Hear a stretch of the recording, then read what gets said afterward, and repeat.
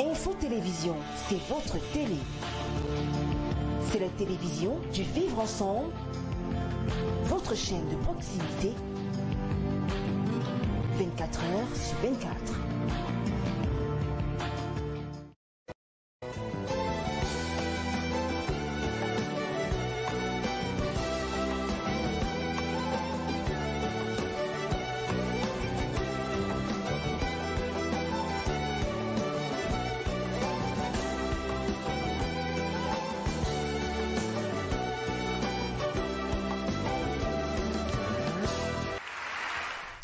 Je vous salue mesdames et messieurs, merci déjà pour la fidélité que vous accordez à votre chaîne de télévision de proximité pour le vivre ensemble, Info TV.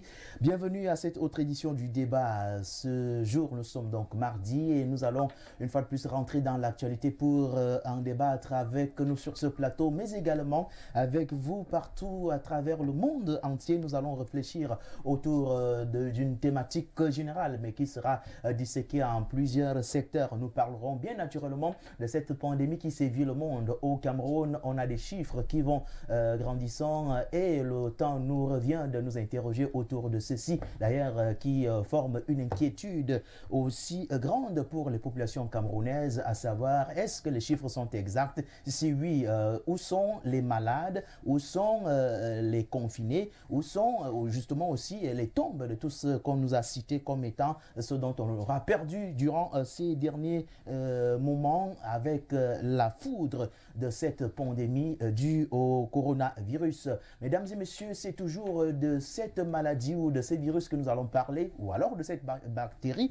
Parlant du Covid-19, nous allons nous interroger également sur cette autre inquiétude qui peut se laisser lire à travers l'horizon quand on sait qu'en France on parle désormais de la réouverture des frontières aériennes et quand on sait que par moment il nous est arrivé de prendre chez le voisin ce qui ne s'y aide pas avec le contenu exact qui est le nôtre. Est-ce que on devrait aussi s'attendre à l'ouverture de nos différentes frontières? Ça, c'est aussi une autre interrogation à laquelle nous allons espérer avoir comme d'habitude vos différentes réactions. Chers téléspectateurs, il n'est pas aussi à oublier que on parlait de l'assassinat de George et aujourd'hui aux États-Unis d'Amérique, ça gronde de ce côté avec tout ce qui se laisse entendre du moins. Voilà le squelette de votre émission de ce matin, le débat qui s'invite chez vous. Ils sont déjà installés et partagent le studio avec moi. Je commencerai justement par ma gauche, le patriarche Bilois, ici confortablement installé comme à l'accoutumée. Bonjour. Bonjour Monsieur Fangono, je salue tous qui prennent la peine de nous regarder, de nous écouter et surtout d'apprécier ce que nous faisons et nous demandons d'ailleurs tous les jours qu'ils puissent dire quelque chose pour que ensemble nous puissions nous faire une religion. Tu déroulais tout à l'heure le programme d'aujourd'hui. Avant qu'on y entre, je demande pourquoi on ne dit pas le protocole qui guérit les gens? Qu'on nous dise qu'est-ce qu'il y a. C'est comme ça. On nous dit les morts, on ne les voit pas, les guéris, on ne les voit pas, on ne sait pas qu'est-ce qu'on a fait pour qu'ils soient guéris. C'est quand même bizarre. Je disais encore hier, je parlais d'un match de fantômes. C'est vraiment un match de fantômes. Ah oui, ça, on va être obligé d'en parler, hein, même si c'est un match des fantômes. Nous allons aussi, en quelque sorte, essayer de dire ce qu'on pense sur cette situation. C'est vrai que vous avez dit que vous ne voulez pas arbitrer un match des fantômes, mais vous êtes obligé de dire un mot, parce que là, il s'agit de la santé du monde. Je suis obligé de dire un mot, c'est-à-dire je suis obligé de faire des constats. Faire des constats, ce n'est pas décider. Oui. Faire un constat, on nous parle. Et j'ai l'impression que tout ce que nous disons, en tout cas tout ce que disent nos responsables vient d'ailleurs. Nous faisons un mimétisme qui est vraiment malheureux. Parce que rien chez nous n'est contextualisé. On va le voir tout à l'heure. On dit ouverture des bars, nous aussi. D'ailleurs, nous avons ouvert les bars avant. Bien, Patrice Bilois, ici, avant de recevoir Willy Kat sur le plateau, je voudrais avec vous faire une petite rétrospective de 24 heures seulement, parce qu'hier, c'était la reprise des classes. Quels sont les échos que vous avez justement sur le retour des élèves et enseignants dans les établissements scolaires? On ne peut avoir aucun écho significatif, c'est-à-dire on ne peut pas se faire une idée en une journée, même en deux. Ce que nous attendons, c'est de faire 1, 2, 3 semaines pour voir, parce que on nous parle du virus ou de la bactérie, dont la période d'incubation est de 14 jours. Donc, il faut attendre ce délai-là pour se faire une idée. Est-ce qu'il y a eu effectivement une intrusion mortelle dans nos écoles? Est-ce que les mesures barrières qui sont parfois complètement idiotes, est-ce que ces mesures ont fait quelque chose? Parce que je ne peux pas comprendre qu'un virus que le savon tue et il dépasse les gens à soigner. Je ne peux pas comprendre qu'un virus dont la solution comment? Moi, je ne veux pas dire électrique. Alcoolique. Non. Vous ne voulez pas dire comme l'autre. Alcoolique, oui, comme l'autre, parce que tout le monde s'en sert maintenant pour se moquer de lui, alors que c'est un sémiologue, donc tout le monde peut faire un lapsus. Ce n'est pas le français qui serait une mauvaise chose, ou du moins, c'est un maître. Un maître, parce que je crois que c'est ça qu'il a appris à l'école, écrire ou parler français. Donc, en tout cas, moi, je m'interdis de reprendre ça. Je dis solution hydroalcoolique. D'accord. Ulika, bonjour. Bonjour Jean-Bruno, bonjour Patrice. Bonjour.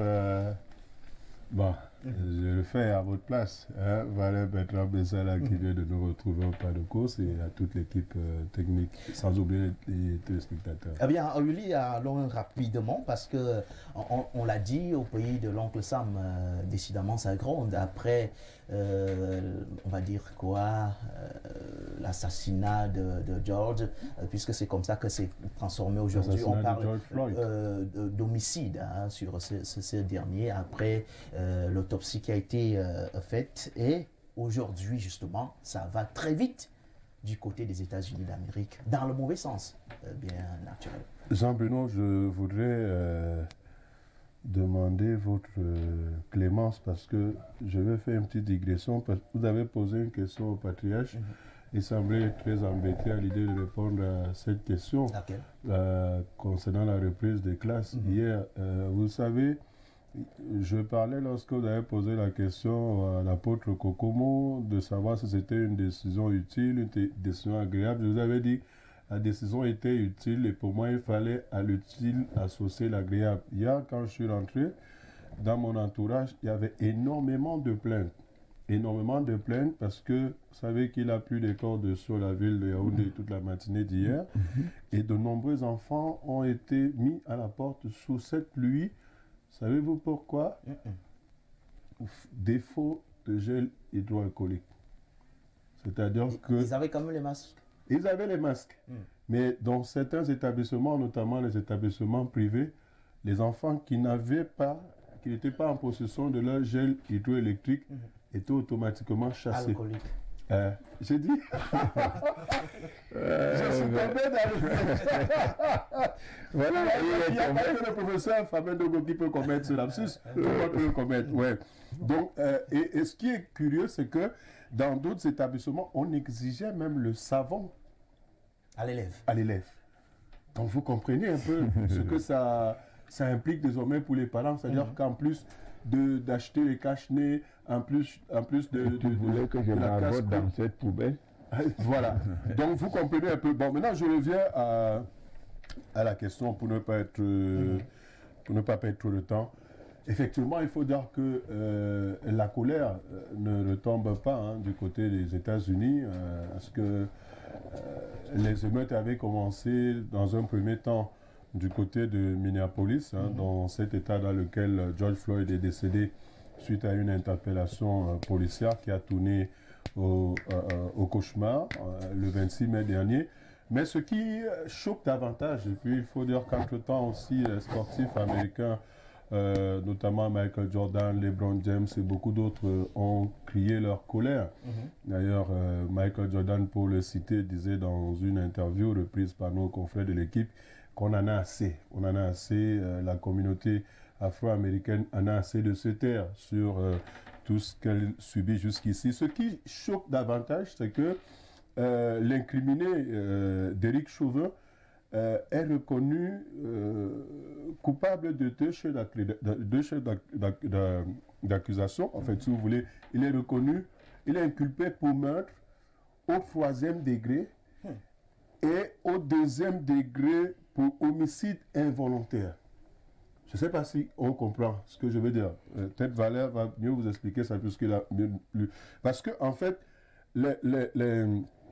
l'homicide au 3e degré, c'est que vous êtes inculpé d'homicide au 3e degré, de meurtre au 3e degré, quand il est prouvé que vous n'aviez pas l'intention de tuer.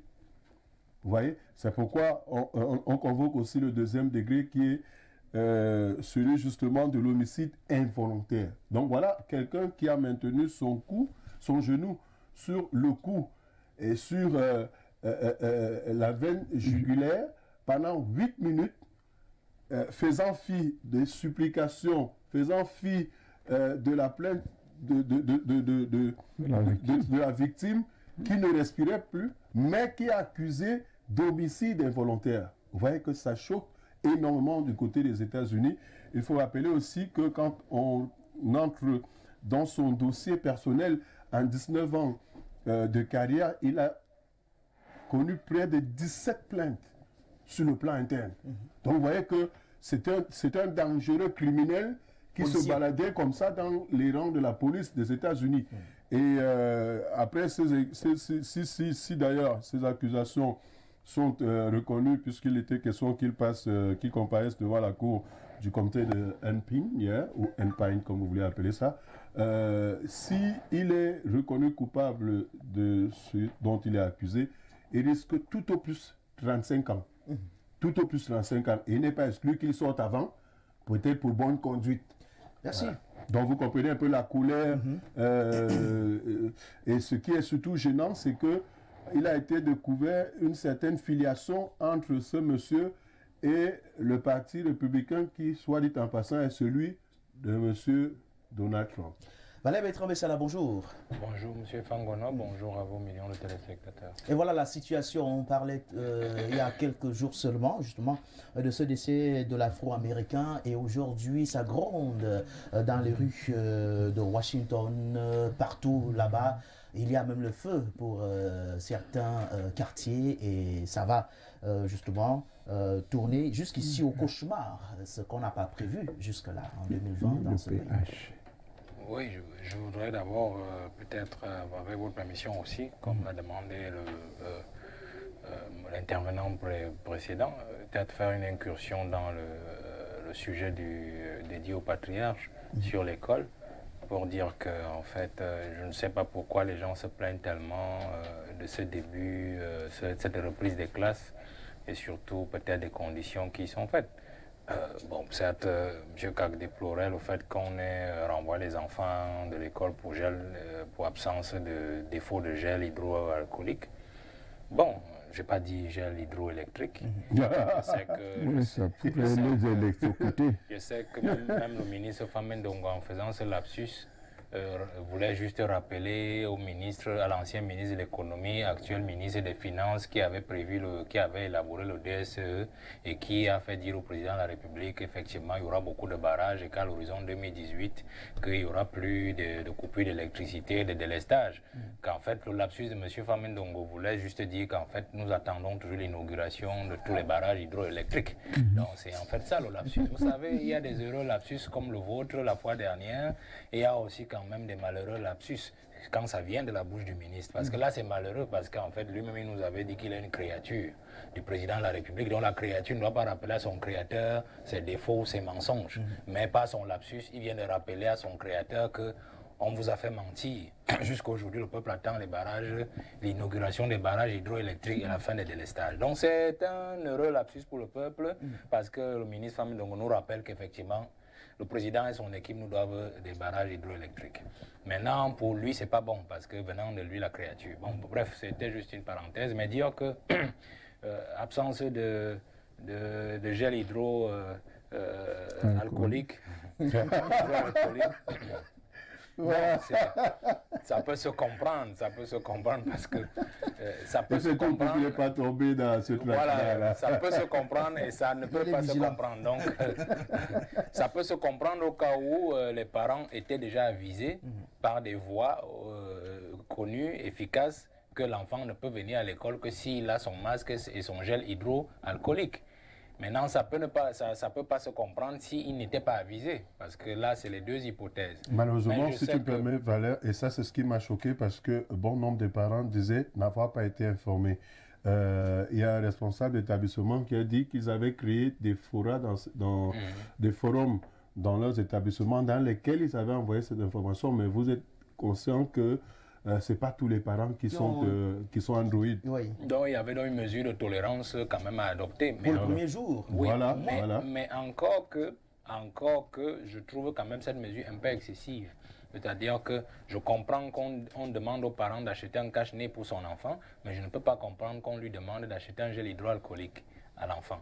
Parce qu'en fait, c'est une dépense superfétatoire et qui rajoute encore aux parents.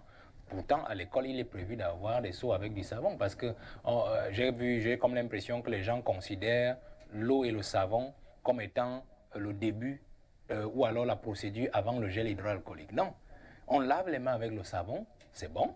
Ou alors, si on n'a pas d'eau et le savon, on utilise le gel hydroalcoolique. Le gel hydroalcoolique, en fait, ne s'utilise que dans des situations où on n'a pas l'eau et le savon. Parce qu'en fait, c'est que les gens ignorent même. C'est qu'à un moment, à force de toujours nettoyer les mains avec le gel hydroalcoolique, vous ne nettoyez plus les mains. Parce qu'en fait, vous ne faites qu'accumuler ce gel-là sur vos mains à chaque fois à longueur de journée. Et à un moment, il vous faut absolument laver les mains avec l'eau et le savon afin de ramener les mains à l'état de fraîcheur initiale. Donc, ce que les gens ne savent pas, c'est que le gel hydroalcoolique neutralise juste le virus qu'il y a sur vos mains, mais en fait, ne les nettoie pas comme l'eau et le savon. Donc, il n'y a que l'eau et le savon qui, en fait, lavent les mains. Donc, je crois que ces écoles ont fait une faute grave. C'est-à-dire qu'il fallait plutôt prévoir l'eau et le savon à l'entrée. Donc, l'enfant qui n'a pas le gel peut laver les mains à l'entrée. Non, moi, je sors rapidement. Je sors juste rapidement. C'était en 15 secondes pour dire que pour le cas des États-Unis, moi, je vous l'avais déjà dit, le sujet, il nous était évacué, mais avec les derniers rebondissements, on peut quand même se permettre de dire que la justice américaine est une justice au droit. Donc, généralement, elle a cette particularité que les avocats sont les fins limiers des textes de droit. Donc, ce que M. Kak dit, effectivement, c'est déjà le plaidoyer, l'issue, pas l'issue, mais la prévision de plaidoyer de sa défense. Donc, c'est plutôt à l'accusation de prouver le contraire. Ouais. Donc, c'est comme cela. Et puis, la lutte là-bas est de lui éviter la peine de mort, la chaise. Parce que c'est ça, en fait. Il faut lui éviter la chaise. Mais ce ne sera pas possible, la chaise, parce qu'en fait, il y a un élément de fond qui sera difficilement effaçable devant le juge. C'est-à-dire que c'était un fonctionnaire dans l'exercice de ses fonctions. Donc, il n'était pas en marge de l'exercice de ses fonctions. C'est très compliqué à ce moment-là. Donc, il ne peut pas passer à la chaise. C'est très compliqué. Donc, vraiment, à moins que l'accusation, les avocats de l'accusation soient vraiment très perspicaces et trouvent vraiment une loi ou une jurisprudence, parce qu'on est dans la common law de ce côté-là, une jurisprudence vraiment qui puisse les amener à le juge réfléchir dans ce sens-là. Mais ce sera difficile. Je crois qu'il peut prendre tout limite, peut-être les 30 ou les 50 ans, mais ce sera compliqué. Ambroise Médard Manga, directeur de publication du journal Leader Presse, bonjour. Bonjour Efangona et bonjour à tous les copanélistes ici présents. Bien, avec vous, on ne va pas parler des États-Unis d'Amérique, mais directement aussi du Cameroun. Pour revenir en 30 secondes sur la reprise des classes, vous avez été sur le terrain hier. Voilà justement pourquoi on ne vous a pas invité sur ce plateau, parce que nous avons su que vous serez très emporté par cette rentrée, cette reprise des classes. Il fallait aller à Ebebda, il fallait aller à Nomayo, c'est partout pour regarder à quel niveau se situent les guilles. pour la reprise des classes. Alors, vous nous dites aujourd'hui, ça se passe bien? C'est pertinent, c'est très vrai ce que vous dites. Et moi, personnellement, j'étais à Mbalmayou et j'ai déployé mes équipes dans les autres localités. Notamment, il y avait des reporters à Yaoundé. Et je voudrais dire qu'au niveau de Mbalmayou, où je suis allé, il n'y avait pas de problème de gel hydroalcoolique. Là-bas, comme il n'y a pas de problème d'énergie électrique, vous savez que quand même Mbalmayou est difficilement sevré de l'énergie électrique, les proviseurs des lycées et directeurs des écoles ont mis les seaux maçons, parce que c'est ce qu'on leur a donné. Et ils ont mis les seaux maçons à l'entrée de chaque classe avec des gobelets en plastique pour que quand un élève veut entrer, l'autre tient le gobelet, il verse l'eau aux mains de son camarade, et c'est ce que j'ai, avec du savon. Donc le problème de gel, j'ai vu ce gel-là au bureau d'un proviseur qui voulait le distribuer dans les jours à venir, m'a-t-il dit. Donc la rentrée est effective. Du moins, c'est que j'ai vu. Sinon, automatiquement, là-bas, on a laissé de côté la distanciation physique parce que quand je dois vous verser de l'eau avec le gobelet pour vos mains, on est à moins de... Oui, bon, là, c'est au niveau de l'exercice de lavage des mains. Mais sur, dans les salles de classe, la distanciation a été bien respectée. Et puis, lorsque j'étais, il y a une... femme, inspecteur national, venue de Mbalmayou pour s'enquérir de la situation qui est arrivée. Et on a pu faire le tour des établissements. Je peux vous dire que le coronavirus ne pourra pas peut-être passer par Mbalmayou, tout au moins dans ces établissements scolaires, parce que les responsables ont pris des dispositions pratiques reposant sur les mesures barrières édictées par le gouvernement. Mais il y a quelque chose qui ne va pas bien à Mbalmayou, c'est que toute l'élite a abandonné, est passée outre la rentrée scolaire. Merci. On n'a pas vu ce que les autres font ailleurs, appuyer les écoles. Dans l'Union ESSO, les écoles sont abandonnées à elles-mêmes. Les élites sont préoccupées par des affaires politiques. Je ne fais que relayer ce que certains chefs d'établissement m'ont dit par rapport à cette rentrée. Vous savez que ailleurs, vous avez vu Cavaille dans son Tokombéré aller appuyer les écoles. Vous avez vu un peu partout ailleurs, mais l'Union ESSO a été abandonné à son triste sort. Ce n'est pas le cas. Appuyer les écoles ne fait pas bouillir la marmite. Donc, il faut... Merci. Bonjour Info TV. Merci Abessala pour ces digressions. On ne peut plus importante, mais le lapsus de Willy Kak nous rappelle quoi? En tout cas, Femme Dongo est tombée comme une branche d'arbre et c'est humiliant de sa part. Il doit faire une sortie pour demander pardon devant le Camerounais Mal Alioum Amarois. Bonjour, belle émission. L'administrateur civil Valère Bertrand Bessala va au travail à quel moment? Jean-Dany de Ngousso, il est en retard, Jean-Dany, parce qu'on a tout dit à propos de la présence de Valère Bertrand. C'est vous, son employeur. Et surtout aussi de son boulot. Bien, messieurs. Oui. Je voudrais. Ce qui est arrivé à Femme Dongo est humain. Ça n'a rien de grave par rapport à ces téléspectateurs. Je voudrais vous dire qu'avant le Covid-19, tous les Camerounais ne savaient pas ce qu'on appelle hydroalcoolique. Ce n'est que dans les centres hospitaliers qu'on avait affaire à ce genre de choses. Donc, tous les Camerounais, quand même. Je dis, ce n'est que dans les centres hospitaliers. Dites que ce n'était pas un mot courant pour les Camerounais. Voilà, donc c'est un mot étranger pour le ministre Femme Dongo. Et puis, c'est quel crime de faire un lapsus. C'est un lapsus. Et puis, on s'occupe des trucs futiles. Okay. Merci. Alors, on va continuer ce matin avec le premier sujet majeur et on s'interroge sur les chiffres. C'est vrai, bon, Willy Kak, oui. Ambroise Médard Manga, je ne sais pas, vous avez vent de la situation aujourd'hui, les chiffres, vous les avez?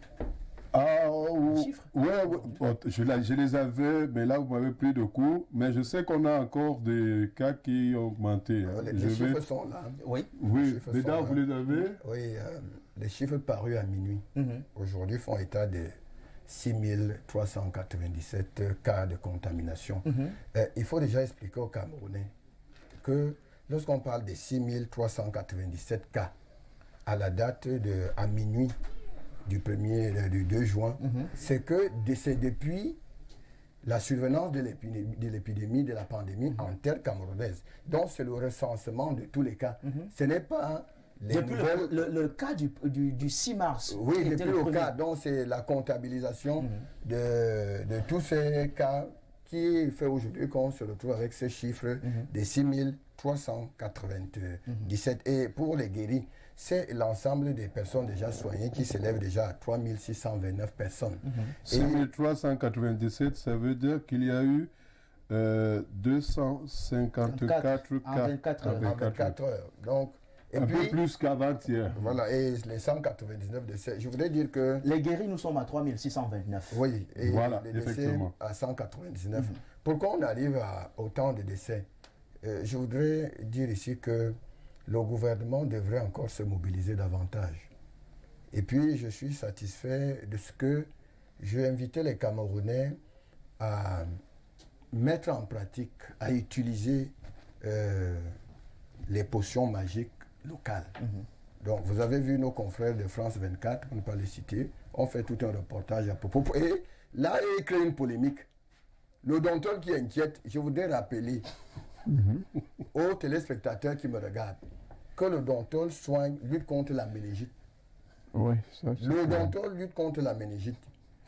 Le docteur plus cette écorce jaune s'empare du coronavirus. On appelle ça chez nous l'info. Attendons les scientifiques. Madeleine Truenté, peut-être que les chauves-souris ont mangé son cerveau parce que jusqu'ici, peut-être jusqu'ici, puisqu'elle avait demandé de l'argent, on lui a donné et elle ne fait que tenir des séminaires sans toutefois trouver, fabriquer la chloroquine. Vous ne pouvez pas dire que les chauves-souris ont dévoré le cerveau. Vous êtes sans ignorer qu'elle a 200 chauves-souris dans son ministère. Ce n'est pas moi qui le dis. Donc, c'est officiel. Donc, je voudrais dire que le Dontol et l'écorce jaune combattent le Covid-19. Je n'ai pas besoin de l'expertise des scientifiques. Parce que mon grand-père, quand il naissait, il ne connaissait pas la science européenne. Donc il y a des solutions locales qui peuvent éradiquer. Ça, on l'a déjà dit à Ambroise Médard Manga. Nous sommes aujourd'hui pour parler des chiffres. Vous dites que ce sont des chiffres exacts, à peu près. Si on suit bien.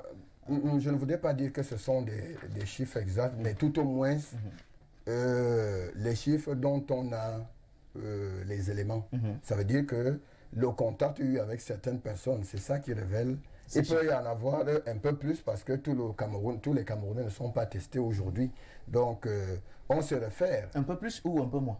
Un peu plus.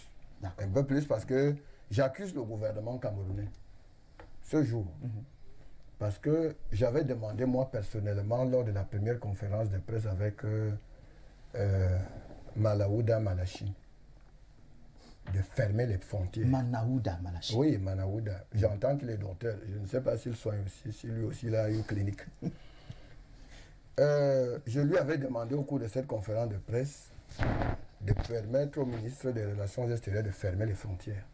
On était lorsque le cas qui est venu, le cas importé, qui se baladait dans le BAM.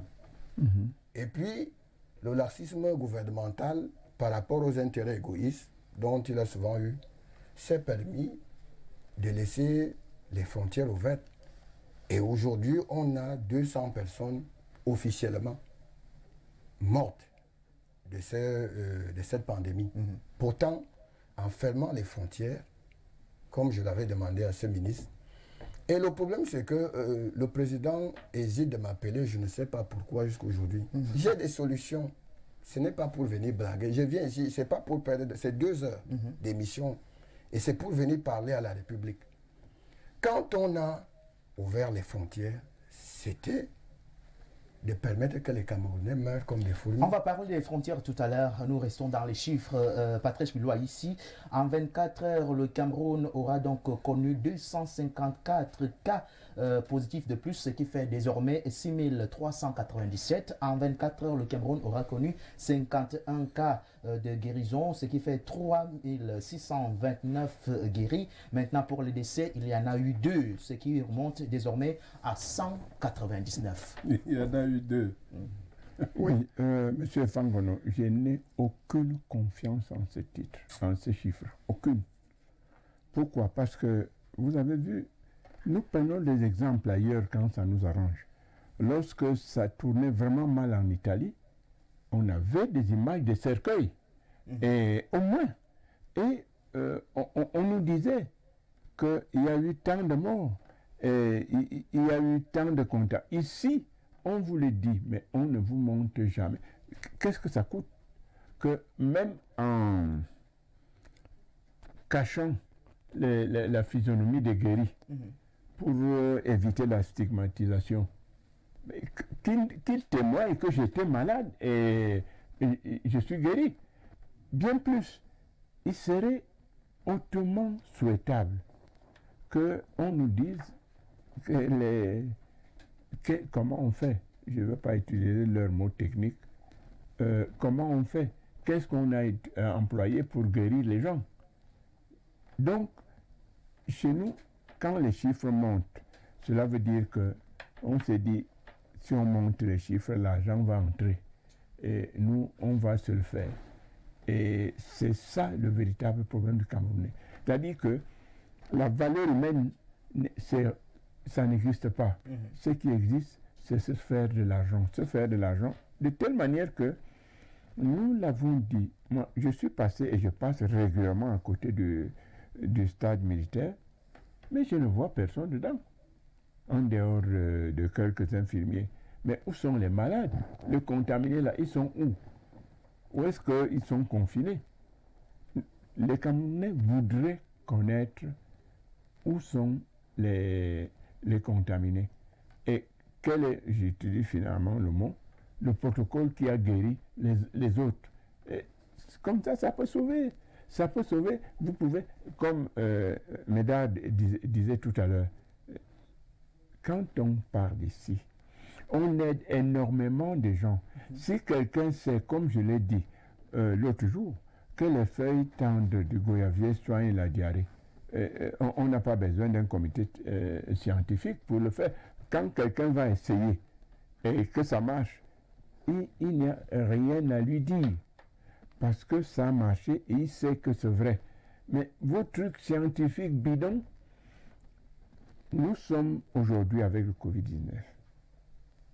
Le sida, on vit déjà avec, parce que c'est un gros business. Et aujourd'hui, on est en train de créer un autre gros business, mais ce business ne va profiter qu'à l'Occident. Parce que là-bas, on a les moyens de dégager des sommes faramineuses pour soutenir les entreprises. Parce qu'il faut le dire, il y a un problème économique, comme il y a un problème sanitaire. Les deux vont d'ailleurs ensemble. Ouais. Donc, ce que j'ai dit, il serait souhaitable, messieurs les ministres et les directeurs, soyez quand même transparents. Qu'on sache qu'il y a tant de malades à l'Omnisport ou bien au stade militaire, en tout cas là où on a construit des infrastructures pour accueillir les malades. De cela, rien du tout. Peut-être parce que si c'est clair là-bas, il serait tout du moins étonnant qu'avec 10 personnes au stade militaire, on demande un budget de 200 millions. C'est ça qui fait que tout est noir chez nous, tout est flou chez nous. Et on va constater à la fin que ceux qui étaient autour de cette affaire sont tous devenus milliardaires, alors que nous avons affaire à une pandémie qui est effectivement dangereuse. Il est vrai, nous avons nos solutions. C'est pour cela que moi, ça ne m'inquiète pas beaucoup. Lui n'est pas totalement inquiété. Je ne sais pas si c'est le cas chez vous, Willy Cac, les chiffres autour du coronavirus au Cameroun. C'est vrai que cette affaire, ça commence aussi à nous casser les pieds. On dit le coronavirus, le Covid-19. Après, on revient, on dit la Covid-19. Appelez comme vous voulez. Moi, j'ai parlé du coronavirus. Au Cameroun, les chiffres inquiètent. Mais pour le patriarche, ce n'est pas le cas. Chez vous, c'est? Non, les chiffres pourraient être inquiétant si on avait l'assurance de ce que les choses sont faites dans le bon sens. Mais malheureusement, pour moi, ce n'est pas le cas. Parce que, vu la tournure que prennent désormais les choses, on se rend compte que c'est une entourloupe. C'est une entourloupe. Monsieur Fangono, je me suis amusé à jouer un peu avec les chiffres. Avant-hier, on était à 239 cas de personnes infectées.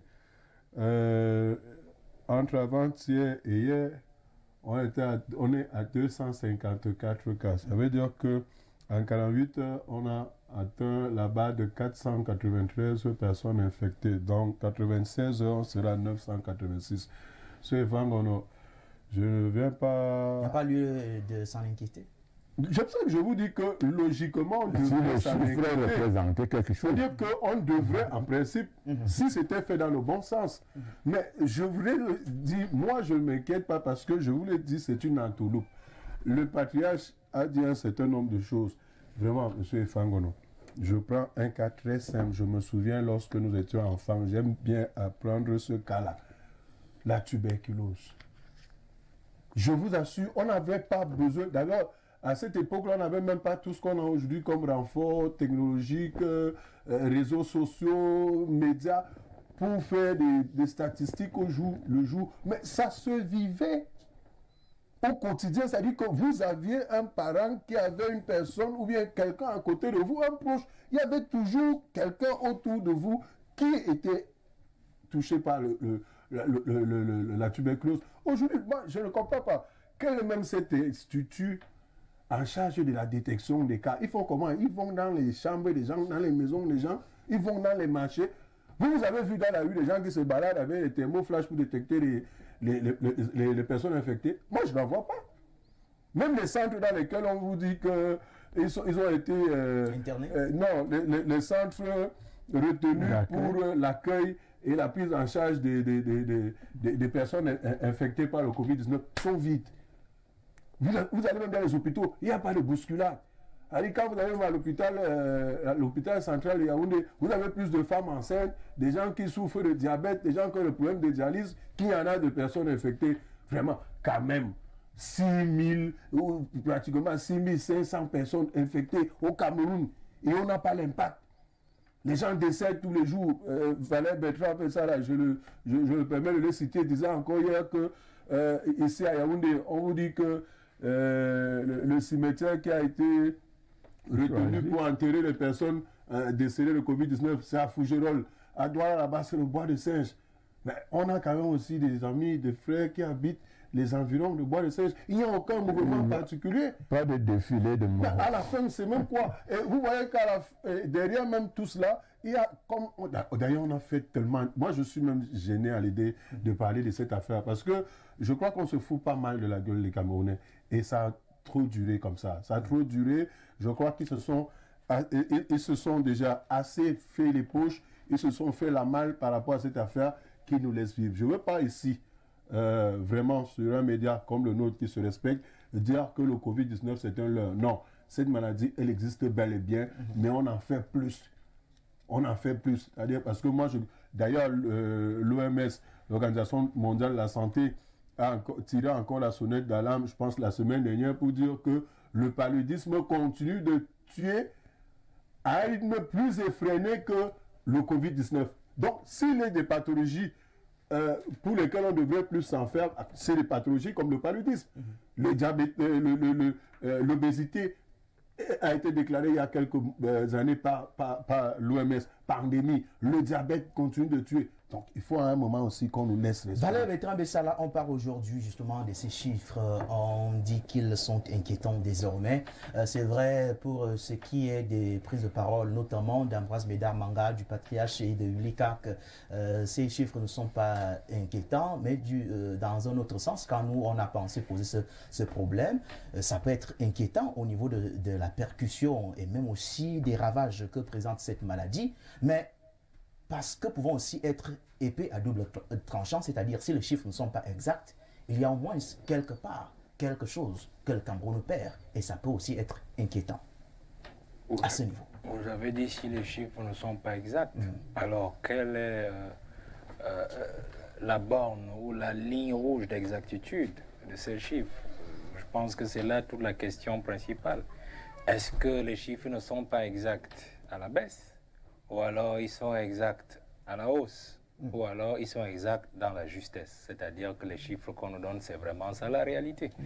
Je crois que peut-être la décharge du MinSanté, j'ai peut-être comme l'impression que très peu le savent, le MinSanté utilise l'application qu'on appelle ODK. ODK est utilisé par les Nations Unies et par les grands organismes humanitaires généralement dans la collecte de données, c'est-à-dire Open Data Kit. Open Data Kit qu'on installe, vous pouvez installer Open Data Kit dans tout le téléphone. C'est ça qui remplace en fait la faculté que vous avez à pouvoir utiliser la paperasse quand vous prenez le téléphone. Par exemple, ils ont dit 1510 je crois. Quand vous prenez le 1510, vous appelez, on note sur un bout de papier que bon, quelqu'un a appelé, il dit qu'il a le corona ou bien ainsi de suite. C'est ça qui Open Data Kit remplace la méthode manuelle. C'est-à-dire qu'après avoir créé des centres, par exemple à Douala, partout là où ça existe, Yaoundé, Garoua, dans chaque région, chaque fois qu'un malade arrive et qu'il est diagnostiqué atteint de Covid-19, automatiquement, on appelle le centre de collecte de données, Open Data Kit, et on introduit la donnée à l'intérieur et ça fait que ça va très vite.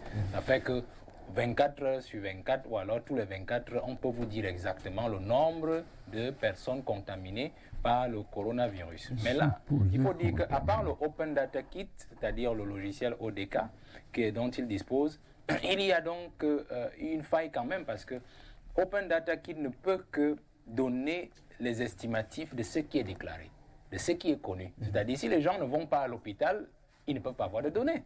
Si les gens ne vont pas vers les centres de détection, on ne peut pas avoir de données. Ça veut donc dire que, revenant à ce que je disais, la ligne rouge et l'exactitude, nous sommes certainement à une ligne rouge en deçà.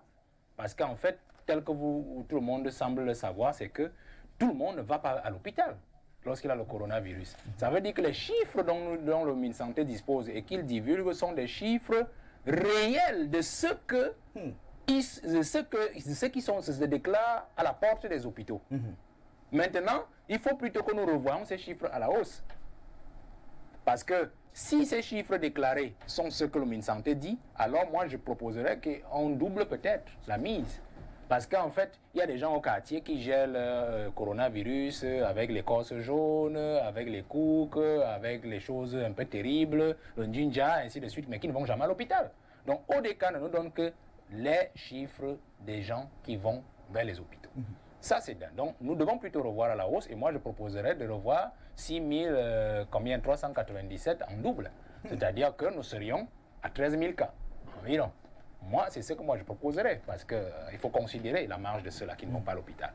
Une fois cela dit, je voudrais quand même encore rappeler que lorsque l'on regarde les chiffres, 397, ça veut dire qu'en fait, 397 moins 3629, nous sommes là exactement à 2768 cas.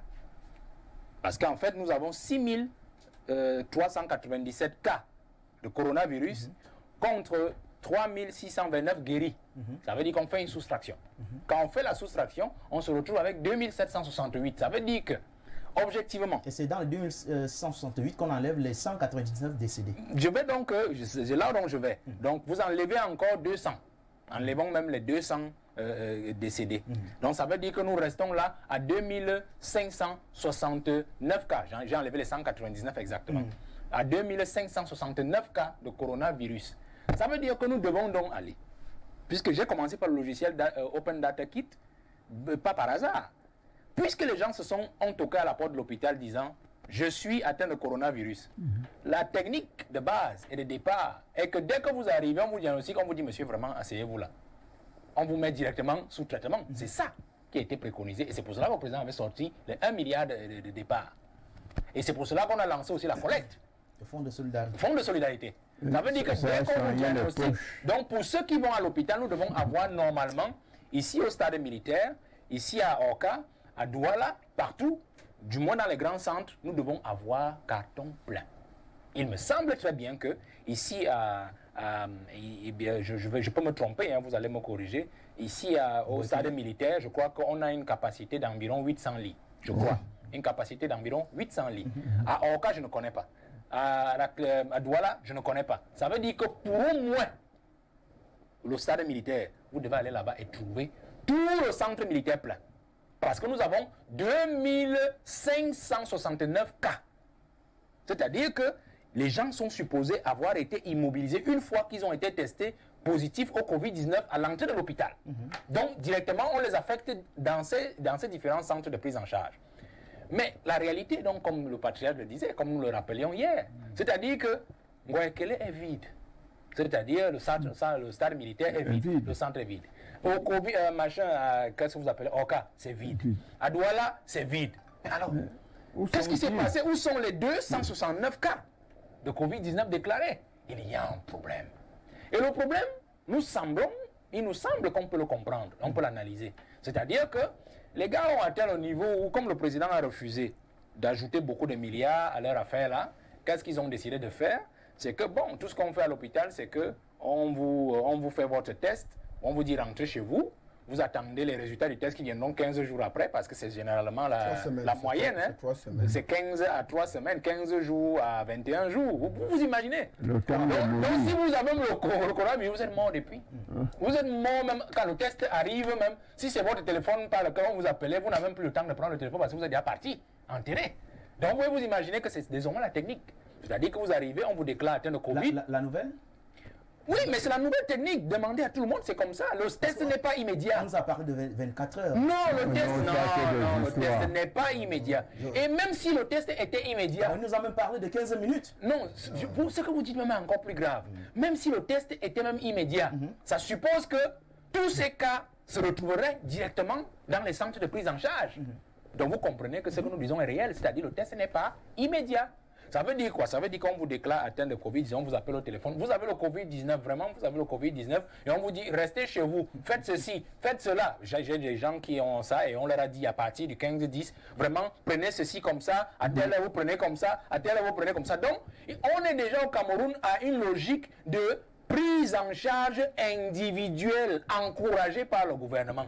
C'est-à-dire le gouvernement sait que vous souffrez du Covid-19 et il décide de ne pas vous mettre de ne pas vous prendre en charge. On vous demande de rentrer chez vous et on vous donne plutôt quelques règles à suivre au téléphone et vous restez chez vous. Voilà ce qui se passe. Expliquez-moi pourquoi Ngoekele est vide, pourquoi Oka est vide, pourquoi Douala est vide. Tous ces centres de prise en charge sont vides. Et pourtant, on est supposé avoir 269 cas. Je crois que ce qui se passe au Cameroun est très dangereux parce que on ne nous a pas fait le bilan et je vous ai posé cette question, je me suis posé cette question et à tous les Camerounais la fois dernière. Les 1 milliard là, où est le bilan des 1 milliard? Nous avions dit qu'il était impossible pour un malade de consommer 300 000 francs par jour. Nous l'avons prouvé ici, que ce soit en termes de bonbons d'oxygène, que ce soit en termes de chloroquine qui ne coûte même pas sur toute la durée du traitement 10 000 francs. Il faut qu'on soit sérieux. Donc, il faut d'abord un bilan des 1 milliard. Il faut aussi un bilan du fonds de solidarité. Combien on a cotisé dans le fonds de solidarité depuis que le président l'a lancé? Il faut qu'on sache exactement combien il y a dedans et de savoir combien de cas ce fonds de solidarité a servi à guérir ou à traiter afin de savoir ce qui reste à faire. Bonjour à tous, j'aimerais savoir pourquoi fermer les écoles lorsque nous sommes à 0 mort et à moins de 20 cas, mais les rouvrir alors que les chiffres vont croissant en décès et en personnes infectées. L'important, c'est la santé des Camerounais ou bien c'est la santé de notre image auprès des instances internationales et budget à justifier. La question est posée par Kamga Fabien depuis Marois Pitoiré. Bonjour à vous, très chers amis depuis le Septentrion. Bonjour le plateau. Comment peut-on comparer une dangereuse beuverie de soulard à des séances de thérapie contre le Covid-19? Soyons un peu sérieux là. C'est Bayo depuis Yaoundé qui s'adresse personnellement, ça je le sais, à Ambroise Médard Manga qui a parlé justement de cette puissance-là.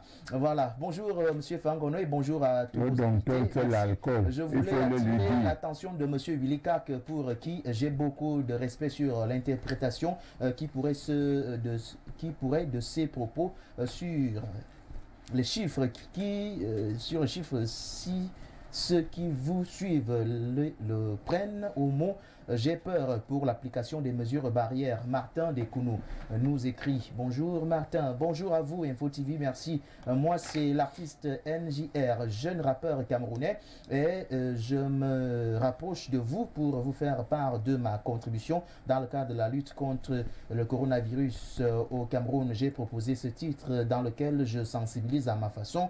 Je me rapproche de vous en espérant toucher une plus grande cible par votre générosité pour qu'ensemble nous puissions tous prendre conscience de la responsabilité qui nous incombe dans notre devoir d'autoprotection contre ce virus qui ne fait que prendre de l'ampleur dans notre pays. Il a envoyé justement un lien, alors ça sera le travail de la technique. Bonjour Monsieur Efangono, toute ma sympathie à tous vos panélistes, merci. Hier, je vous disais que je ne suis pas de ceux qui croient que certaines icônes MO, la suite n'existe pas. Je ne sais pas ce que ça veut dire. En tout cas, Ambroise Médard Manga, on parle justement de ces chiffres qui inquiètent. Et Valère Bertrand Bessala, dans son analyse, a été bien large et peut-être aussi à présenter l'autre face de ce couteau ou alors de cette épée à double tranchant. Parce que si les chiffres que nous avons sont inexacts, ça veut dire que peut-être à la maison, on a plus de cas qu'on devrait prendre en compte et qui devrait normalement s'ajouter, alors ça devient inquiétant parce qu'on n'a pas de chiffres qui nous donnent justement toute la sympathie, je voudrais dire quoi,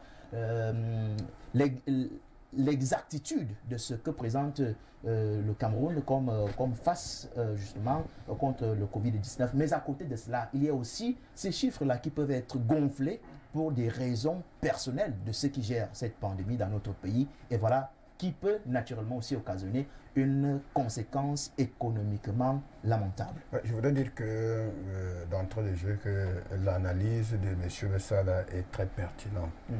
Les cas que j'ai sur la main, qui se sont prononcés volontairement parce qu'ils ont fait savoir au public qu'ils sont atteints du Covid-19. Mais vous savez là où ils sont? Les deux cas sont chez eux. Les deux cas. Un cas de l'arrondissement d'Abomban, un autre cas à Yaoundé. Et puis, c'est le cas d'Abomban dit qu'il reste chez lui à la maison pour ne pas contaminer les autres.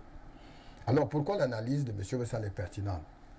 Vous savez qu'au Cameroun, on aime les situations d'extrême urgence. Ça veut dire que c'est quelque chose qui arrive inopinément et puis on emballe le chef de l'État. On va lui dire que c'est pressant, comme à la CAN, avec les stades et autres, le stade de Lembe qui était en retard. Les cas sont à la maison, et puis ils se prennent, ils sont en train de s'auto-prendre en charge. Le cas d'Abomban, le cas de Yaoundé, un journaliste, un directeur de publication, a été testé positif, et puis il est à la maison, il prend les médicaments à la maison. C'est pour cela que le stade militaire est vide. Parce que, justement, le chef d'État n'a plus rien donné. Quand on gonfle les chiffres, on va toucher le cœur du chef de l'État, qui est un père, un parent, un père, qui va se sentir obligé de débloquer encore des sommes pour lutter contre le Covid-19. Mais malheureusement, le chef de l'État a été peut-être au courant des propositions que je fais ici dans le bas peuple, que c'est la grosse entourloupe autour de cette campagne sanitaire.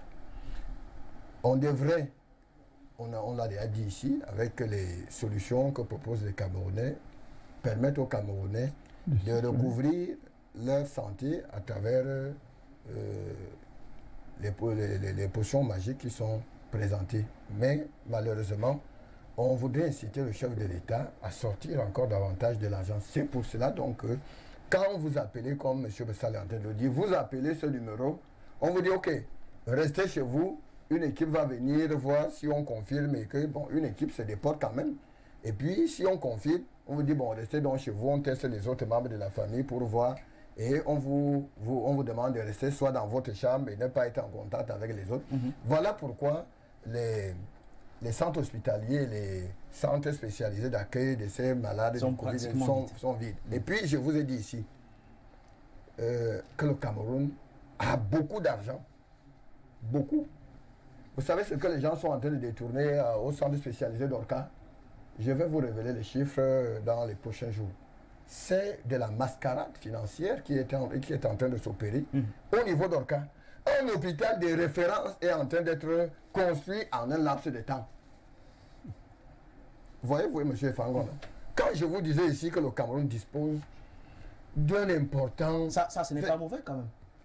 Mais c'est mauvais, c'est dans les poches. Je connais des citoyens qui ont dans leur maison de l'argent plus important que notre budget. C'est mauvais parce que les gens sont en train de mourir. Je voudrais vous dire que dans mon Gomenzab natal, le centre médical d'arrondissement n'a qu'un médecin qui n'y réside pas. Il vient soit les mardis et les mercredis. Et pendant ce temps, les gens sont malades. Ils ne peuvent pas être bien suivis. Parce que le centre n'est pas approprié. Et le médecin qui a été affecté dit qu'il ne peut pas travailler dans des conditions aussi précaires. Souvenez-vous du temps de Mamafoura, lorsqu'il a senti qu'il voulait être éjecté du gouvernement, il a multiplié des descentes sur le terrain pour dire qu'il faut améliorer les plateaux techniques. Les plateaux techniques des hôpitaux, de nos hôpitaux, sont à déplorer. Donc, allez voir au cas, j'y étais hier. J'ai fait un tour pour voir de mes propres yeux. C'est un hôpital de référence. C'est-à-dire, c'est un endroit où vous pouvez vous imaginer être en Italie. Ce qui est fait là. Et vous voyez que c'est fait à la va-vite. On sort l'argent sans contrôle, comme M. Bessal vient de le dire. Est-ce qu'on fait une enquête? Est-ce qu'on fait un bilan de la gestion des fonds qui sont alloués? Que non. Mais ça, on va dire que la santé n'a pas de prix. Non. Il faut la traçabilité lorsque les fonds sortent. Je voudrais vous rappeler que c'est le pétrole du sous-sol camerounais. Et c'est la sueur des Bayamsala. L'inquiétude reste là avec tout ce qu'on peut bien dire sur ce plateau au sujet des chiffres que nous avons aujourd'hui concernant la Covid-19. Non, le véritable problème du Cameroun est le suivant. Bélois ici est expert en technique de lutte contre la corruption. C'est le gouvernement qui m'a donné ce truc puisque j'ai été formé. Et on sort de là. On leur dit, vous voulez faire une opération d'assainissement des mœurs comme l'opération Épervier. Voici les conditions. Une des conditions très importantes, c'est la création. Vous allez comprendre pourquoi je parle de là. C'est la création d'un compte séquestre. Le compte séquestre doit recueillir tout l'argent détourné qu'on va prendre des prévaricateurs. On le met et on précise à l'avance aux populations que l'argent du compte séquestre va servir à telle chose. Il n'y a jamais eu de compte séquestre. Et si vous posez la question aujourd'hui, depuis le début de l'opération Épervier, nous avons récupéré quoi? Nous avons dépensé quoi? Rien. C'est pour rejoindre Bertrand Messala. Il n'y a pas d'évaluation. Et vous voulez que les autres qui ont compris cela puissent, eux, faire autrement. Aujourd'hui, il faut qu'on ait de l'argent.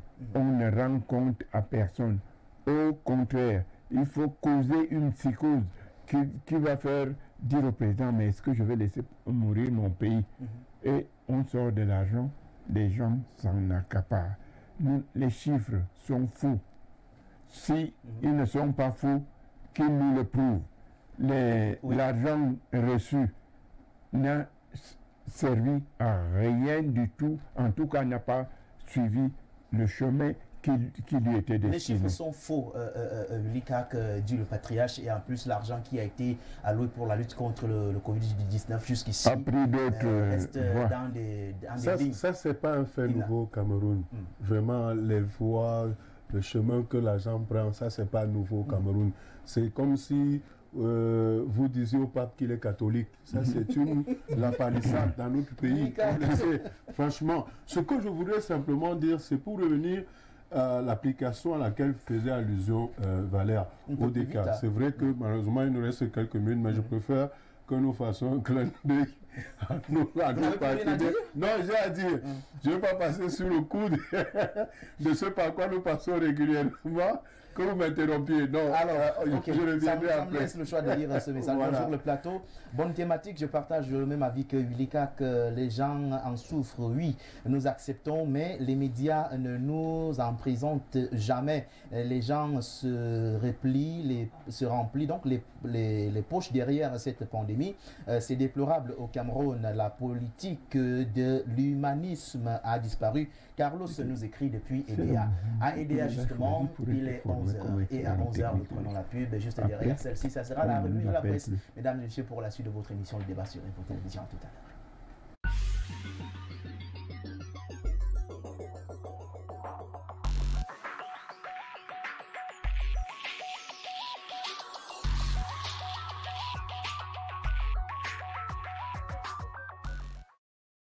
Une nouvelle approche de la médecine traditionnelle améliorée au Cameroun. Les laboratoires naturels de la coopération africaine traitent efficacement les maladies virales dites incurables telles que l'hépatite virale A, B, C, D et les cancers viraux, relèvent le taux d'immunité, annulent la charge virale en 70 jours, guérissent les MST et IST tels que la syphilis, le chlamydia, la gonococcie, etc. en 25 jours. En plus des traitements du surpoids, kyste ovarien, myome et fibrome, traitement préventif des AVC, problèmes d'accouchement et bien d'autres. Pour tout renseignement, nous contacter au numéro 651 36 91 74. Anacaf, votre guérison, notre priorité.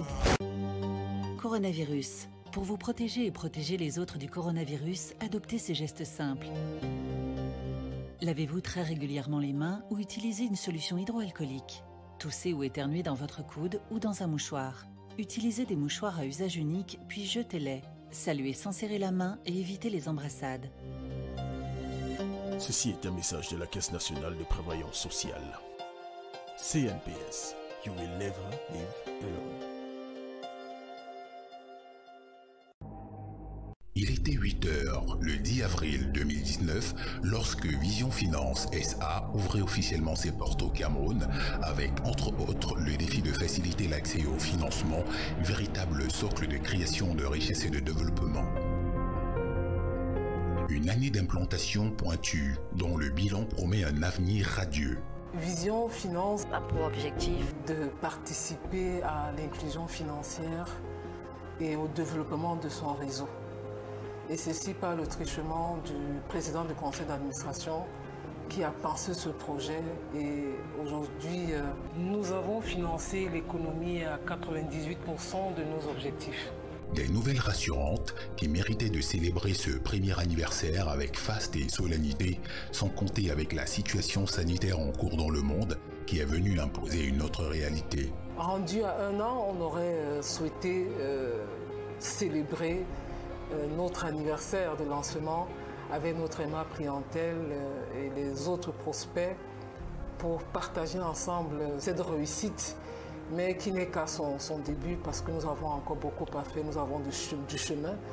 Et prenant en compte toutes les observations, les critiques, on sera toujours prêt à améliorer. Et c'est d'ailleurs dans cette optique que nous avons pensé, prenant en compte la situation sanitaire qui prévaut et intégrant également la circulaire de la COBAC, améliorer la qualité des services par la monétique. En l'espace d'1 an donc, Vision Finance SA vient de rendre sa monétique opérationnelle. C'est à croire que cette accroche forte qui résonne encore dans la conscience collective était une véritable alerte. Nous sommes là. Nous sommes là effectivement avec nos cartes. Toutes ces cartes vous donnent déjà accès aux opérations au niveau des distributeurs de Vision Finance et de tous les distributeurs de toutes les banques CEMAC du réseau JIMAC. Un ensemble de cartes avec des solutions précises qui offrent une palette de choix aux différents porteurs, le premier choix étant celui de la dénomination. La première carte, on l'appelle Ayon, c'est sa marque commerciale. Elle symbolise le rayonnement. Celle-ci, elle est destinée aux petits commerçants. La deuxième carte, c'est Essingan. Celle-ci, elle est destinée aux salariés. Je veux parler ici beaucoup plus des fonctionnaires. La troisième carte, elle, c'est Asimba. Asimba, nous l'avons appelée Miracle. La quatrième carte, c'est Diamond. C'est la carte Prestige. Des cartes Vision Finance SA à utiliser sur n'importe quel distributeur des banques du système JIMAC au Cameroun et en Afrique centrale, avec des précisions qui valent la peine d'être faites aux usagers. Dans le cas où un client de Vision Finance arrivait à opérer dans un GAB qui est celui d'un autre partenaire du JIMAC, il plaint directement à celui qui héberge ce GAB pour avoir une prise en charge rapide et une solution rapide, n'est-ce pas, à sa préoccupation. Vision Finance SA, spécialisée dans la finance inclusive, a fait de la communication son essentiel et est rentrée dans les habitudes de consommation des foyers avec une forte adhésion populaire aux solutions disponibles. J'ai choisi la carte Asimba qui me permet de chouquer 1 500 000 francs par semaine à tout moment, aux heures où j'ai besoin pour m'occuper de ma famille et gérer mes affaires comme il se doit. Je ne suis plus obligé de venir m'aligner au guichet et perdre les business que j'ai à faire là dehors. Avec ma carte Asimba, tout est réglé. Depuis le lancement des souscriptions des cartes à Vision Finance, nous remarquons une affluence vraiment accrue à nos guichets. Et compte tenu de la pandémie, de l'heure, nous prenons également des mesures afin de permettre à tous les potentiels souscripteurs de pouvoir souscrire en toute sérénité. Par ces temps de confinement et de distanciation sociale, l'effectivité des cartes pour les usagers actuels et futurs des solutions de Vision Finance SA était de mise. J'invite notre clientèle qui nous a fait confiance à venir massivement à nos guichets, effectivement pour souscrire à ce nouveau produit que Vision Finance a bien voulu mettre à votre disposition pour davantage être proche de vous et respecter également les conditions de distanciation sociale et notamment toutes les mesures prises par le gouvernement. Nous croyons au changement par l'effort et à l'avenir dans la finance. Nous, Vision Finance SA. Vision Finance, l'avenir dans la finance.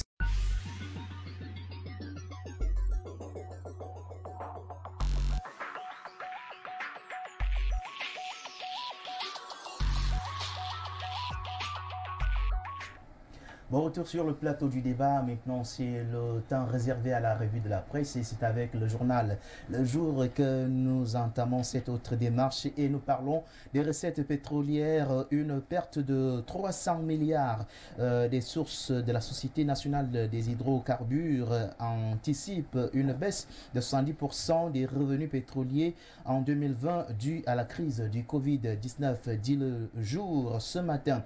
Pour le journal La République Presse, on parle cette fois-ci de l'ART, l'osmose de l'efficacité. Et ici, vous avez la PCA et le directeur général Zozam Philemon. La suite, c'est l'essentiel. L'essentiel, justement, nous ramène dans le Covid-19 et la riposte scolaire avec la reprise des classes.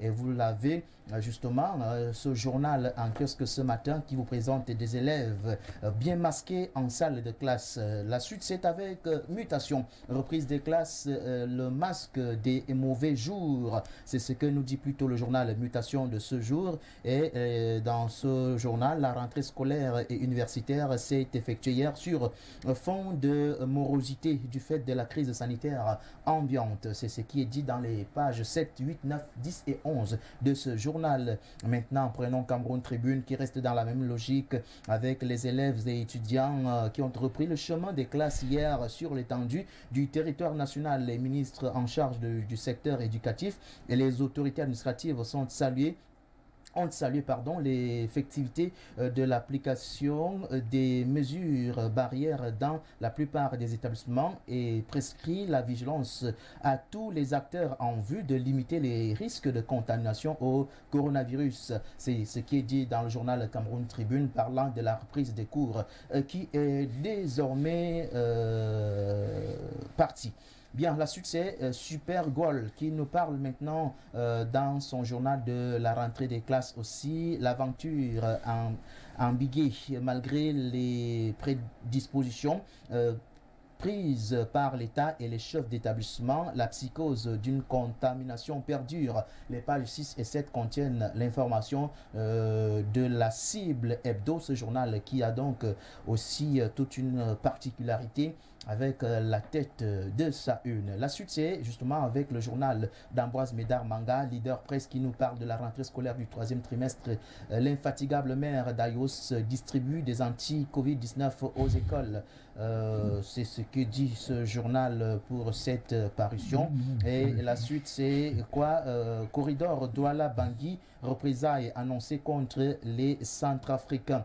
La suite de notre revue de presse, c'est avec Éco-Santé, rentrée scolaire et académique, 400 écoles désinfectées à Yaoundé 3. C'est ce que nous dit ce journal. Le quotidien, pour sa part, distribution des kits Covid-19 à Bangou. La mémoire de Rosette Mbouchouan célébrée. La suite, c'est avec le journal Le Messager qui nous parle tribalisme au Cameroun. En cette édition, les vérités de Michel Ange Angouin pour l'ancien membre du gouvernement. Nul n'ignore que chaque grand homme bêtis a un prête-nom bamileke pour faire les affaires. C'est ce que dit Le Messager. Faisons le point avec le point pour finir, qui nous parle de Marcel Niat Ndifendi, vent de panique parce que il y a quelques jours, pour faire dans la somme de cette information, on nous annonçait une fois de plus son décès. Et ici, le journal nous fait le point en disant que c'est juste un vent de panique. Dans le pied de une de ce journal, on retrouve justement le golfe de Guinée. Théodoro Nguema Obiang et Betty Assomo font le point. C'est concernant justement ce qui s'est laissé entendre comme vent mauvais qui soufflait de ce côté. Et on dit que le point a été fait entre Théodoro Nguema Obiang et Betty Assomo, qui est le ministre délégué à la présidence de la République chargé de la défense. On a fait le tour de la revue de presse. On va revenir sur le plateau avec nos différents panélistes. Le temps pour nous d'abord de prendre quelques réactions des téléspectateurs. Ce matin, on va aller au pas de course. Bonjour Info TV, je ne sais pas si ça sera possible, oui. Bonjour Info TV, merci à Bessala pour ces digressions un peu plus importantes, mais je pense avoir déjà lu ce message. On va aller donc plus rapidement avec les autres. Bonjour le plateau, Bruno. Dit à ton soi-disant DP de respecter nos ministres. Obama de Yaoundé nous écrit. Merci à vous Obama et restez connectés. Bonjour, bonjour les érudits du micro. Bonne émission. J'ai une préoccupation. Je suis étudiant à Soa. Le recteur a passé un communiqué dans lequel il indiquait que seuls les étudiants du niveau licence, master, doctorat doctorants devaient commencer les cours pour les niveaux 1 et 2. Aucun communiqué. Moi, je voudrais savoir si même dans les universités, on privilégie toujours les étudiants en classe d'examen, étant donné qu'on a tous payé notre école. Merci, c'est Marcelin Demana qui nous écrit. Cette question, on aura peut-être le temps de la poser au recteur de votre université. Bonjour, monsieur Fangono. Je vous prie d'attirer l'attention de monsieur le CED sur le bureau pension retraite. Ce bureau est un tombeau de dossiers et d'arnaques. Des mois et des mois, les dossiers sont sur place, tantôt c'est telle pièce qui manque, tantôt c'est telle décision qui manque, et à chaque fois tu dois laisser 5 000 à 10 000 francs CFA, alors que au moment où tu déposes, ils contrôlent et te disent ok, pardon, au secours, AC Ayouk John à Mundimba nous écrit. C'est encore un autre problème qui arrive. Ça veut dire adjudant-chef. Oui.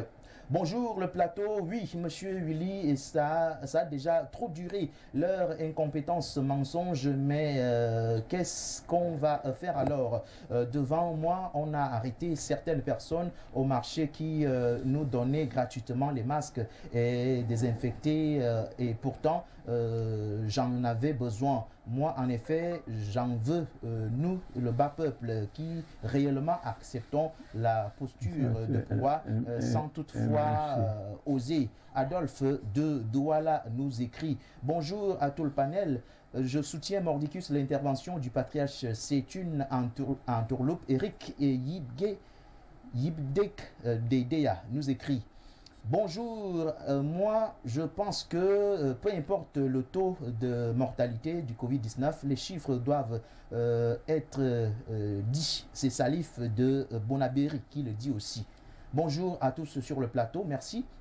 Vous faites un bon travail, j'admire et je vous encourage à continuer ici. Je suis tout à fait d'accord avec l'analyse de vos invités sur le plateau et c'est vraiment pertinent. Le gouvernement nous cache beaucoup de choses et cette affaire est louche. Que le bon Dieu garde notre Cameroun. Je suis Bello du côté de Ngaoundiri.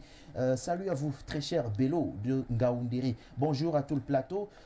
Je suis content de vous écouter ce matin. Je ne suis pas étonné des réalités qui se disent sur le plateau. Le Cameroun est en train de décourager tous ces valeureux citoyens. Moi, personnellement, je le suis. Emmanuel Ndunga depuis Ngaoundiri. Bonjour à tout le panel. La Covid-19 vient déshabiller l'incompétence de nos dirigeants. Comment comprendre que plus les cas augmentent, plus on envoie les Camerounais dehors. C'est du génocide, en d'autres termes, dit Boris de Nkomo. Bonjour à vous sur le plateau, merci. Ici à Eligedjoa, il y a un homme qu'on a dit être décédé de Covid-19, mais sa femme a été testée négative. Tous des vieillards, personne d'autre habitant le même camp n'a contracté le virus. Est-ce que c'est possible? Le pire, c'est qu'on n'a pas désinfecté la maison. Yves, depuis Omnisport, nous indique même le quartier. Peut-être sa femme, la femme de monsieur dormait avec un imperméable. Bonjour à vous, le panel. Je suis contre la mentalité des Camerounais. La Covid-19 est une maladie qui doit amener les Camerounais à être conscients et responsables. Pourquoi se plaindre du gouvernement camerounais quand nous, population, nous ne faisons pas quelque chose pour arrêter cela? Quand le gouvernement confine, ils se plaignent. Quand on déconfine, ils se plaignent toujours. Ils veulent quoi du gouvernement si eux-mêmes sont remplis dans les boîtes de nuit et dans les bars? Regardez comment eux-mêmes ils se comportent. Pourquoi se plaindre de l'État et quand eux-mêmes ils sont inconscients? C'est Valentin qui nous le dit. Alors, qui avait la parole? C'est Willy Kak. Et Willy, je vous repasse justement le flambeau pour la suite de notre émission de ce matin. Et avec vous, comme d'habitude, nous avons une obligation d'évacuer les sujets. Le cas de celui relatif aux chiffres, qui est très important jusqu'ici. C'est vrai que le second, il est aussi d'une grande importance, mais il sera remis pour demain. On continue avec les chiffres. Ouais, merci. Déjà, pour répondre à notre cher ami étudiant de l'université de Soie, qui s'offusquait de ce communiqué de monsieur le recteur, d'ailleurs que j'ai pu recevoir via un ami. Et ça revient à ce que je disais hier, c'est-à-dire qu'on a aujourd'hui, face à cette reprise de cours, que ce soit dans les établissements scolaires, primaires, secondaires, que dans les amphithéâtres, une réalité, celle du déficit, des infrastructures d'accueil. Donc vous voyez, une université comme celle de Yaoundé 2 à Soie, vous avez plus d'étudiants de niveau 1, de niveau 2 que d'étudiants de niveau 3, de master 1, 2 et de doctorat. Donc, vu le fait qu'il faille respecter les mesures barrières, automatiquement on se retrouve donc confronté à cette limite et à cet art auquel je faisais allusion. Alors, je reviens justement à l'affaire des chiffres. Quand je vous dis que tout ceci, c'est une entourloupe, Monsieur Médard Manga évoquait le cas de cette infrastructure ORCA, sans bien sûr publicité. Est-ce que vous savez tout ce qu'il y a tout autour de la mise sur pied de cette structure? Il y a une mascarade énorme. Il y a des accords qui ont été passés d'abord entre les propriétaires de cette structure et certains membres du gouvernement.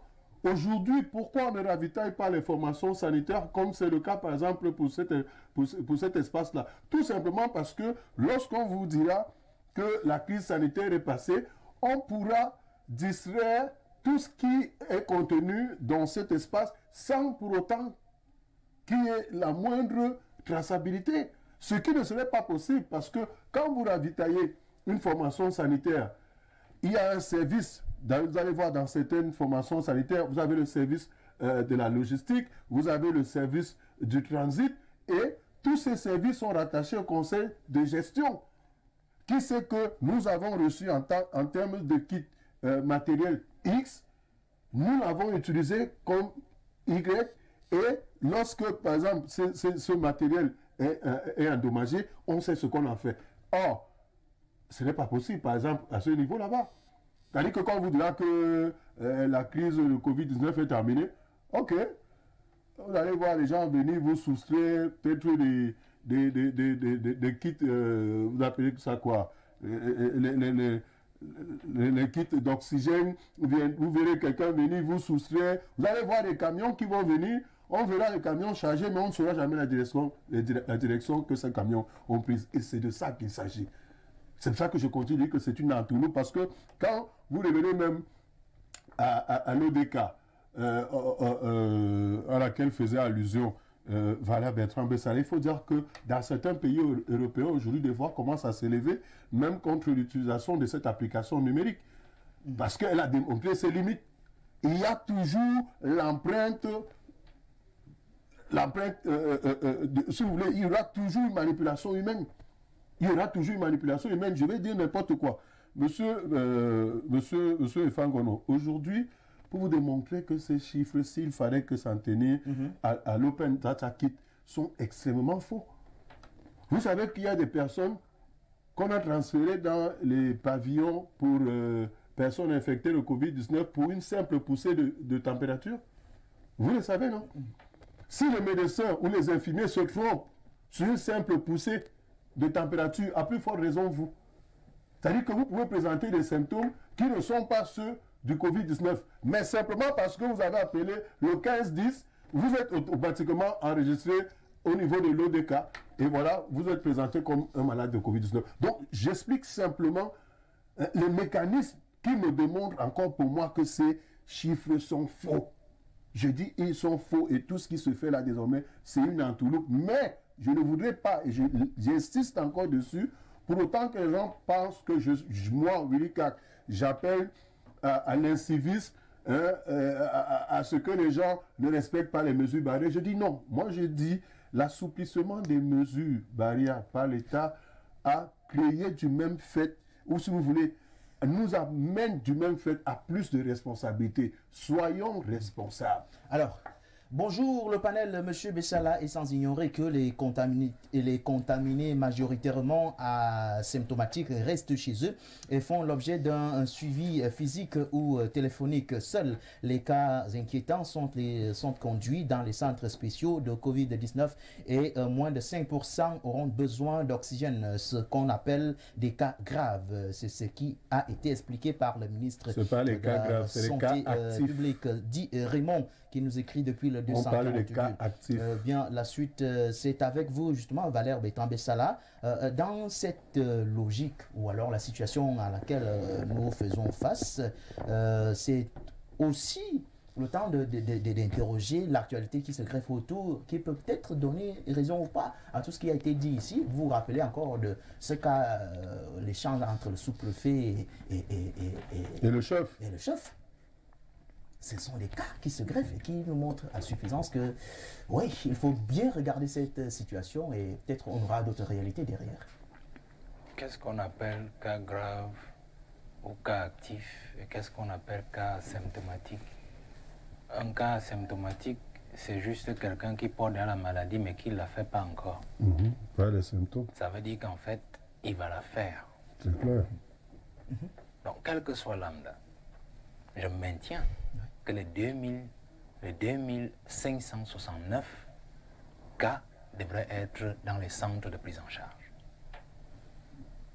Si vous êtes asymptomatique, on nous a appris que au plus tard, le 6e, 7e jour, vous commencez à faire la maladie. C'est ça. Au 14e jour, vous êtes même supposé être mort si vous n'avez pas commencé le traitement. Anticipé avec les écoquets et autres là. Donc, je veux donc comprendre que les 2569 doivent être dans les centres de prise en charge. Parce qu'il n'était pas question pour le gouvernement de renvoyer les gens à la maison. La raison pour laquelle le chef de l'État a donné les 1 milliard et il a ouvert le fonds de solidarité nationale, c'était simplement que dès que vous êtes déclaré atteint de Covid-19, on vous couche quelque part, on commence le suivi. Il n'était pas question qu'on vous dise rentrer à la maison. Donc il y a quelque chose qui s'est passé au milieu. Je vais encore dire une chose, c'est que Monsieur Kak parlait de ces centres. Vous savez qui est responsable du centre de prise en charge de Oka, là où vous étiez? C'est un médecin qui est l'office de ce monsieur qui a trahi à Idjo en 1984. Le patriarche en sait quelque chose. Ce soldat de la région de l'extrême nord qui a trahi le plan de 84. C'est son fils qui est médecin, chef de ce centre de prise en charge. Dont le frère est décédé récemment. Donc c'est pas un hasard. Vous savez qui est ici? À Ngouaekele? Allez savoir, c'est aussi un nom qui parle. Tout ce que nous avons eu à dire ici, on a passé le temps à leur donner des idées pour qu'ils mangent mieux. Quand on avait dit que utiliser les stades, M. Kak avait fait tout le monde sauter à la gorge pour dire non, les stades peuvent s'écrouler, ceci. Ils ont couru. Ils ont laissé. Le RGPR n'en a même plus. Dès qu'il nous a entendus, le lendemain, il courait en Bombi. Il courait en Ngouaekele. Et puis, il a commencé son folklore. On a fait des choses dans les stades. Il a au Lembe même. On a même dit qu'au Lembe, il y a même les logements là-bas. Enlever les gens dans les hôtels. Parce qu'il a couru au Lembe. On a dit à madame de Minabida, allez, nous aménager l'affaire là. Quand nous avons encore crié que les gens là n'ont même pas de matelas, ils ont acheté les écrans plasma, ils ont acheté les matelas, ils ont une machine à laver. J'ai même appris que nos benguistes ont fui avec tout ça. Oui, effectivement. Donc, nous parlons ici pour que les gens mangent mieux. Vous imaginez, et quand je le dis, j'en veux pour preuve. Vous savez que l'infrastructure de prise en charge, je m'en tiens seulement à ce que moi je connais. Ici, en Ngouaekele, au stade militaire, et sur le site Oka. Est-ce que vous savez que ce matériel est en location? Oui. C'est-à-dire que il y a des opérateurs économiques qui sont allés voir le RGPR et lui ont dit c'est une très bonne idée de créer des centres dans les stades. Parce que nous, on a l'infrastructure, on vous la loue et tranquille. Donc le RGPR n'est pas descendu en Bombi ni en Ngouaekele pour les beaux yeux des Camerounais, ni pour faire plaisir au chef de l'État. C'était pour les affaires? C'était pour lui-même. Parce qu'en fait, vous comprenez que la seule motivation qu'il a amené sur le terrain, c'est parce qu'il y avait une dépense locative sur le matériel qui allait être installé. Vous comprenez la logique? C'est pour cela que pendant que le ministre de la Santé, lui, se dit les 1 milliard que le chef de l'État a affecté avec le fonds de solidarité, bon, son entourage l'a entourloupé et on lui a fait croire qu'un malade pouvait consommer 300 000 par jour. Le pauvre, il s'est engouffré dans cette affaire-là. Le militaire RGP a compris que vous perdez votre temps, ce n'est même pas là-bas le vrai business, ce n'est pas là-bas le vrai gombo. Le vrai gombo, c'est dans la location. Et une fois qu'il réussit à faire louer donc ces choses-là du haut de la présidence, le ministre de la Santé ne peut rien dire. Qu'est-ce qui se passe? C'est que vous comprenez que tout l'argent du fonds de solidarité passe dans la location. Allez donc savoir à combien on loue une seule case, comme vous voyez là, les cases montées là. Allez savoir la location par jour. Si je vous ai dit que la centrale à fuel de Mbalmayo, qu'a cité M. Meda Manga pour justifier que Mbalmayo n'a pas de problème de coupure d'électricité, elle nous coûte 60 millions de carburant jour. Oui, par la jour. centrale à fuel de Mbalmayo. Imaginez donc le coût de la location d'une seule case montée. Ici, une tente montée pour le Covid-19. On ne peut pas s'en sortir. Vous pouvez donc justifier que les gars ont compris que comme nous, d'ailleurs nous avons démasqué cette affaire, on a réussi à prouver qu'un malade ne peut pas consommer 300 000 par jour. Les gars ont compris que c'était déjà un faux gombo, un gombo mort. Donc ils ne peuvent pas continuer dans ce sens parce que le chef de l'État a déjà l'œil dessus. Qu'est-ce qu'on fait? Ne prenez plus les malades. Nous en tenons à la location. C'est-à-dire qu'autant ces centres de prise en charge doivent rester vides.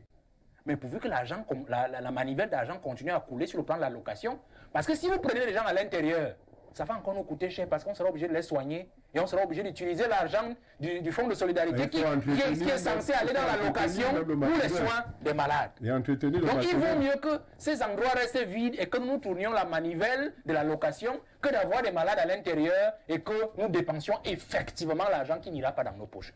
Voilà l'équation. Je voudrais simplement que l'on comprenne une chose. Les affaires de chiffres, allons même. Moi, le président de la République, moi je pense qu'il a compris le sujet depuis même peut-être 2 mois. Ce monsieur a compris que, prenez la moyenne, que le Cameroun n'en a que cure du Covid-19. Je m'explique. Prenez la moyenne. Monsieur Kak vous a dit 239 la veille, 254. Ça veut dire que nous avons une moyenne de contamination de 200 cas par jour.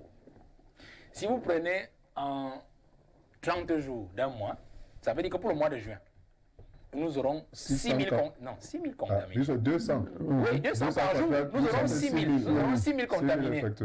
Mois de juillet, donc sur 3 mois, juin, juillet, août, nous aurons maxi 18 000 contaminés. Le président l'a compris. Il a compris en fait que le Covid est derrière nous. C'est pour ça qu'il a mis cette petite gnognotte. On aura 1 800 000. Non, on aura 18 000 cas. 18 000 en 3 mois, oui. Ouais, Donc, et le président a compris que cette affaire de Covid-19 est déjà derrière nous. C'est pour ça qu'il a mis la petite gnognotte dans la cagnotte des 1 milliard là. Parce qu'il a dit, vous ne mangerez pas l'argent du pays à cause de cette histoire. Si vous prenez 200 cas par jour, allons même jusqu'en décembre. Je peux aller jusqu'en décembre. À raison de 6 000 cas par mois, vous multipliez par 6 mois qui nous restent jusqu'à la fin de l'année, 7 mois même. Ça fait 42 000 cas. 42 000 cas contaminés. Et quand vous prenez 42 000 cas contaminés, sachant que nous avons un nombre de guéris qui est la moitié des cas déclarés. Ça veut dire que 42 000 cas déclarés, nous aurons en décembre 21 000 cas soignés et guéris. Le Covid est derrière nous. Le président l'a compris. Et il a entourloupé tout son gouvernement en leur donnant cette petite colle financière d'1 milliard avec le fonds de solidarité qui va les amener tous au NIOF. Parce que c'est ça, c'est vers cela qu'on va. Et nous serons vigilants. Si au bout de l'année prochaine, nous n'avons pas le bilan de cela, nous allons mettre la pression au président de la République de faire son travail, de prendre ses responsabilités sur l'affaire du Covid-19. Parce qu'ils se sont moqués et de la santé des Camerounais et du Cameroun en lui-même et de ses ressources. Préparez déjà votre bilan, monsieur. Alors, on parle de cette lettre ouverte de l'abbé au sous-préfet qui dit, mais attendez, là, il ne s'agit pas de ça. Vous avez l'information aussi? Oui, j'ai reçu. Je suis même en train de vouloir effectuer le déplacement pour les ECA. Il y a une carré qui circule sur les réseaux sociaux où quelqu'un meurt de pendaison et puis deux personnes du corps médical arrivent pour faire le rapport le genre de mort. Le certificat de genre de mort. Et il y a qui a le stylo, il demande à celui qui est derrière lui que je mets quoi? Il dit Covid-19. La carré circule. Et c'est pour illustrer la mascarade qu'il y a tout autour de cette affaire. Elle est bonne celle-là, donc, aujourd'hui, quelqu'un meurt de paludisme. Vous avez vu Essinga de cette semaine qui est sorti hier, le journal Essinga. Il a dit quoi? Le faux mort sur le colonel. Marius Etoundi. Marius Etoundi. Le faux mort du Covid-19. Est-ce que vous pouvez imaginer qu'un journal aussi sérieux qu'Essinga puisse venir mettre un tel titre à sa une? Le genre de mort n'est pas celui-là. En fait, mais puisqu'il a été prouvé même par son entourage qu'il n'était pas atteint de Covid. Effectivement, le genre de mot, mais on a dit Covid, on a enterré mano militari. Qui plus est le médecin du chef de l'État. Valère Bessala est intelligent. Mais qui en fait n'était pas le médecin du chef de l'État. La situation socio-politique, économique camerounaise, c'est-à-dire au millimètre près. Quand vous voyez les Camerounais, certains Camerounais se mouvoir sur, c'est-à-dire grouiller, c'est-à-dire bien se précipiter sur une affaire, il faut déjà savoir qu'il y a un gros intérêt qui est, c'est-à-dire personnel. Quand le EGPR est arrivé, quand il est descendu, nous avons dénoncé cette descente. Pourquoi un EGPR arrive à descendre sur le terrain, pourtant le ministre Santé, qui est le maître, est là?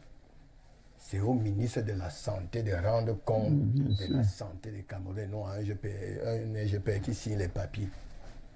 Son rôle, c'est de sécréter au palais de l'unité et non de faire les descentes sur le terrain. Et je vous ai dit, Valère vient de vous le dire, les personnes placées à la tête de ces centres spécialisés, c'est des pions dont on maîtrise. C'est de ça qu'il est question. Quand je vous ai dit, je suis passé là hier, j'ai fait beaucoup de temps pour voir ce qui se passe, pour voir le matériel qui est dedans. Je me suis dit, ok, oh mon Dieu, ça veut dire que nos gouvernants sont en train d'opprimer la population depuis des lustres. Le Cameroun serait déjà ce qu'on appelle émergent à l'horizon 2035. Est-ce que vous savez que Je voudrais vous dire certaines choses sur ce plateau. Allez-y, ce que vous avez à dire. Le président, vu son âge, mais je voudrais vous dire que le président, vu son âge, n'a plus assez de temps pour le Cameroun. Ça, il faut que je vous le dise. C'est une réalité. Vu son âge, le président de la République n'a plus beaucoup de temps pour le Cameroun. Il se préoccupe de sa santé, il se préoccupe de sa famille, parce que c'est aussi ça. Mais maintenant, ses plus proches collaborateurs viennent avec des choses fabriquées à l'emporte-pièce pour lui présenter. Je suis venu vous dire sur ce plateau qu'on a failli libérer Ondondon, emprisonné, l'ex-DG de FECOM. Ils ont fabriqué un papier, mais le président s'est souvenu qu'il avait déjà eu affaire à ce dossier-là.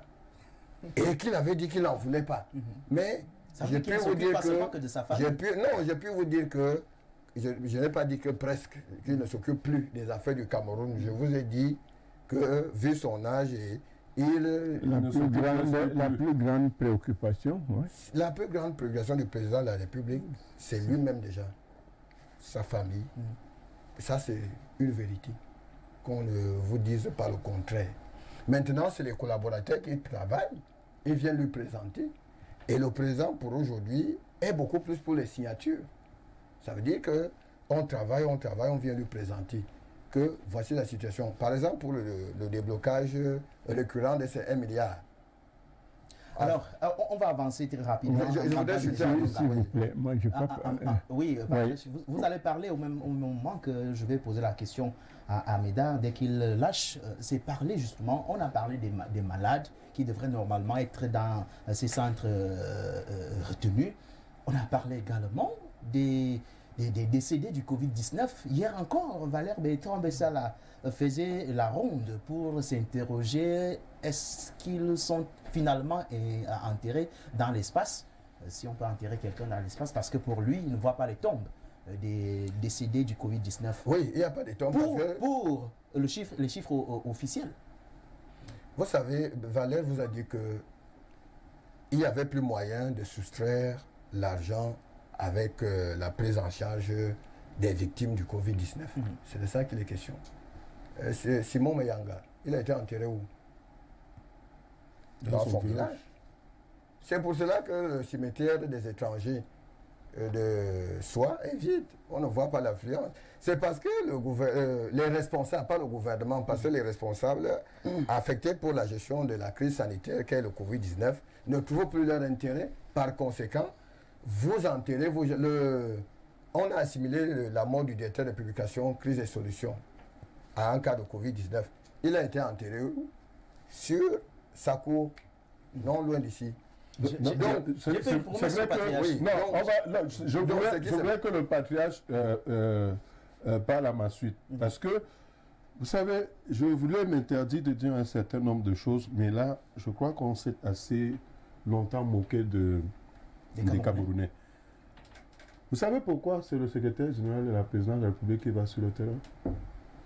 Parce qu'aujourd'hui, c'est l'homme qui a trouvé la meilleure astuce pour le chef de l'État pour distraire de l'argent sans pour autant que nous ne subissions les affres du gendarme financier mondial qui est le FMI. Parce qu'aujourd'hui, toutes les dépenses que nous faisons, le FMI a droit de regard. Et il faut trouver maintenant une astuce parce que nous avons une grande partie de notre budget qui est alloué à la lutte contre Boko Haram. Donc, ce n'est que pour de bonnes causes qu'il est sur le terrain. Non, je ne sais pas si c'est une bonne cause. Ça dépend du côté où vous vous trouvez. Je vous dis, parce que ça arrange aussi le chef de l'État. Le chef de l'État sait qu'il doit toujours avoir à ses côtés une caisse fournie régulièrement et dans laquelle il peut puiser sans pour autant qu'il y ait des mécanismes de contrôle et tout ceci. Merci. Et c'est pour ça qu'on vous dira, par exemple, le stade de Japoma, 160 milliards. On vous parle de la Mercurial, un sac de ciment. Parce que ces gens ont trouvé l'astuce. Ils ont trouvé l'astuce. La question reste posée parce qu'on a parlé tantôt... Vous ne voulez pas me laisser terminer, mais vous n'avez pas mon nom.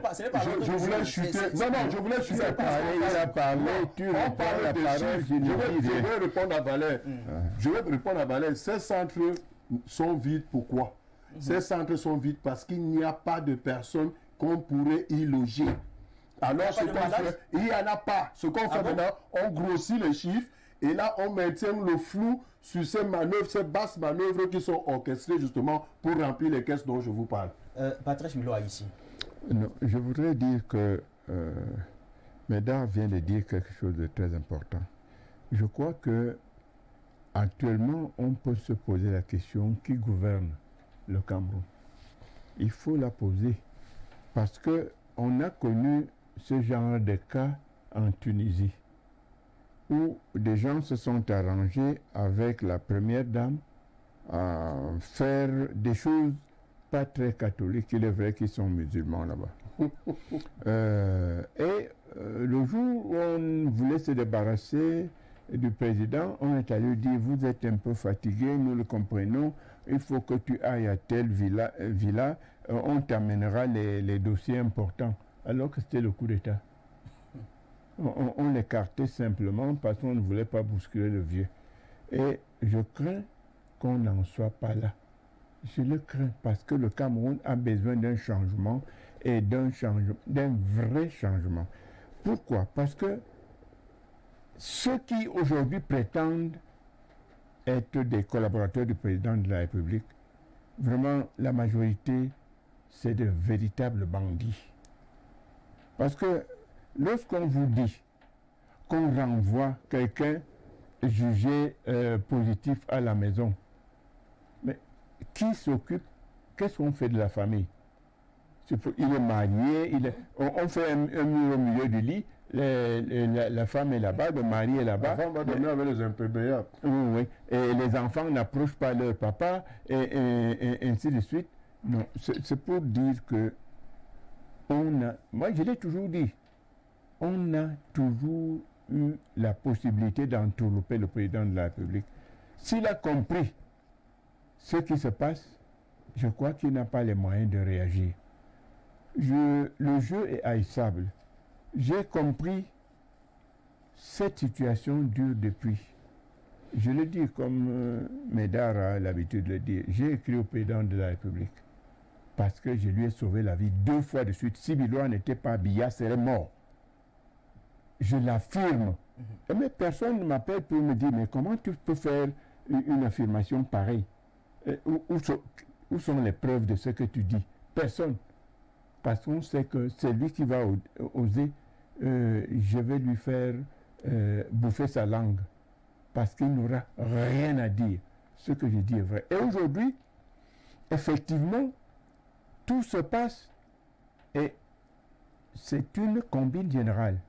Toujours sur très haute instruction du président de la République. Je vous dis et je l'affirme, l'administration n'est pas verbale. Mais personne ne vous donne les instructions écrites du président, mais tout le monde se prévaut de ces instructions pour faire n'importe quoi. Nous sommes en train, s'il te plaît, nous sommes en train de vivre une période très délicate. Parce que s'il y avait autant de contaminés du Covid-19, mais je crois que ça se serait répandu. Compte tenu de l'indiscipline caractérisée des Camerounais, mais ça aurait déjà été une catastrophe incroyable. Donc, la preuve, le rond-point de Côte-Douala. Mais comment? Bonjour à tout le plateau. Vraiment, ce qui se passe dans ce pays est on ne peut plus irrationnel. C'est de la pure et plus haute magie, puisqu'il y a falsification des chiffres qu'attend le président de la République pour sévir, qu'il fasse emprisonner les médecins coupables de ce crime, qui les intimide. Ainsi, ils prendront peur, cesseront aussi ce carnage qu'on sanctionne durement les coupables de manière très exemplaire, voire symbolique. Barbara nous écrit depuis un Kolndongo. Bonjour à vous très chère Barbara. Je suis Mundi Aruna. Bonjour aux panélistes. Vraiment, mon pays m'inquiète beaucoup. Courage à Info TV. Tu es la meilleure des chaînes au Cameroun, au boss. Monsieur Bessala aussi, du courage. Tu nous informes mieux. Merci à tous. Merci également pour la participation de ce matin. Bonjour, c'est une fois de plus Aruna qui revient. Cette fois, non, c'est plutôt Salif de Bonabéry. Avant de partir, je profite pour dire bonjour à ma femme, Madame Salif Rukayatou. C'est fait. Il dit donc: je me demande où se trouvent tous ces malades de Covid-19 plus que tous les hôpitaux sont vides. Moi, je pense que le gouvernement ment pour leur propre intérêt. Et le gouvernement, voilà, c'est-à-dire vole peut-être pour ses intérêts. Bonjour à vous sur le plateau. Le Cameroun est pris en otage par une poignée de personnes. Nous nous en sortirons quand ils partiront tous, dit un téléspectateur. Le dernier tour de table, on commence par Valeb et Trambé-Sala. Vous avez 2 minutes pour dire la conclusion sur la thématique relative aux chiffres du Covid-19 au Cameroun qui jusqu'ici inquiète pour la plupart des citoyens, et même ceux qui sont hors d'ici.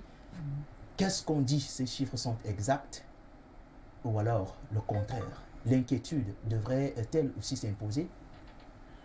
On devrait peut-être être inquiet pour notre argent, mais on ne devrait pas être inquiet pour la maladie. Pour notre santé. C'est ce que j'ai dit quand je suis même allé à calculer le nombre de contaminés sur la moyenne de 200 contaminés par jour sur 7 mois. Donc on est arrivé à décembre, donc on est à 42 000, à considérer qu'on va sur la moitié, on a fait les chiffres. Donc on doit davantage s'inquiéter pour notre argent, c'est-à-dire pour le budget de l'État, les fonds publics, parce que c'est l'argent du peuple camerounais, et moins encore pour la maladie. Mais nous devons continuer à respecter les mesures barrières. Nous sommes dans une république des souris. Il faut le savoir, la république des souris et des rats, c'est un peu cela. C'est-à-dire qu'un membre du gouvernement arrive toujours au gouvernement par le plafond parce qu'il ne mérite pas. Il est encore une souris. C'est à force de grappiller dans le sac d'arachide, dans le grenier, qu'il devient un rat parce qu'il grossit. Et finalement, le chat qui lui-même est fatigué de chasser les souris et qui les fait entrer par la fenêtre, lui-même, elles deviennent tellement nombreuses qu'il n'a plus la force. Avec l'âge aussi pesant, il n'a plus la force de pouvoir les ramener à l'ordre. Finalement, il finit par s'asseoir et leur demande simplement de manger moins, pour qu'au moins les fourmis aient encore quelque chose à manger. Je venais de caricaturer comme cela tout ce que M. Meda Manga vous a dit, pour dire qu'en fait, le Cameroun, peut-être pas dans son sens, n'est pas peut-être gouverné, mais il est gouverné. Il est simplement gouverné par un monsieur qui est déjà aussi un peu fatigué, pris par le poids de l'âge, mais qui a fini par opérer une sélection de ses priorités. Une sélection de ses priorités par ordre de grandeur. C'est-à-dire qu'on ne peut plus chasser un gongo qui court après l'argent tous les jours. On ne peut plus courir après lui tous les jours. On ne peut plus courir après un tel ministre qui prend des mauvaises décisions pour sa loge maçonnique ou rosicrucienne. On ne peut plus. On laisse cette tâche-là peut-être à d'autres fins limiers, quitte maintenant à ce que le rapport, quand il nous revient, qu'on puisse s'en souvenir ou alors peut-être le mettre à table et l'amener à faire ce qu'on veut faire sous coup de chantage. On garde plutôt en objectif et en orbite des cibles plus intéressantes, c'est-à-dire la libération du Cameroun du joug de la France, la libération du Cameroun du franc CFA, l'autonomie ou l'indépendance monétaire, et on se dit aussi peut-être qu'après cela, quand on aura libéré le Cameroun de cela, on peut aller se reposer et celui qui viendra, certainement, une fois qu'on a nettoyé aussi son entourage, parce que c'est aussi un grand objectif du président de la République, si vous le remarquez très bien, c'est-à-dire de partir avec tout son entourage. C'est pour ça que tout le monde est vieux autour de lui. C'est-à-dire qu'on a encore nommé Mama Fouda l'autre jour. Je m'amusais toujours à dire, est-ce que les gens se rappellent même qui est Mama Fouda? Mama Fouda a mis 17 ans à la maïture. 17 ans à la maïture. Il a mis combien encore là? Combien? 13 ans? 15 ans? Je ne sais plus, au Mine Santé, parce qu'il est au Mine Santé depuis 2007. Il est parti seulement l'année dernière. Donc, il a mis 12 ans ou 13 ans au Mine Santé. Donc, ne demandez pas. Et s'il vous plaît, à la maïture, ce monsieur, je termine par là, ce monsieur gérait un budget d'au moins 17 milliards chaque année à la maïture. Imaginez à la santé où il gérait au moins 200 milliards chaque année. Donc, vous pouvez vous imaginer l'extrême richesse. Vous avez eu vent de ce que ces blanchisseurs prenaient tous les jours autant sous le plafond. Merci Valérie. Donc, je voudrais simplement terminer en disant que c'est ça l'état d'esprit de notre président. Il doit amener son entourage. Il doit nous donner une nouvelle monnaie. Il doit nous donner une indépendance vis-à-vis de la France. Le reste là, nous allons rester nettoyés. Willy Kak, l'inquiétude sur les chiffres liés au Covid-19, mot de fin. Je crois qu'après l'allégorie bien détaillée par Valérie Bessala, il n'y a plus grand-chose à dire. C'est-à-dire qu'on comprend aisément que tout ce qui est fait aujourd'hui va dans le sens du pouvoir de M. Biya. Je reste dans cette allégorie pour dire que effectivement, il demande au rat de manger moins parce que lui, en même temps, il sait que il n'a pas faim. Il n'a pas faim et pendant que quand il sait que les rats sont gras, il n'a rien à avoir peur. Il n'a pas à avoir peur autant pour moi. Moi, ce qui me dérange malheureusement, c'est, vous savez, dans tout cela, c'est le peuple qui, malheureusement, en pâtit. Parce que, non, M. Efangono, aujourd'hui, on est là à parler des gens, des souris qui finissent par devenir des rats, alors que ceux qui portent au pouvoir le maître de ces souris qui finissent par devenir des rats meurent de faim, meurent de Covid-19.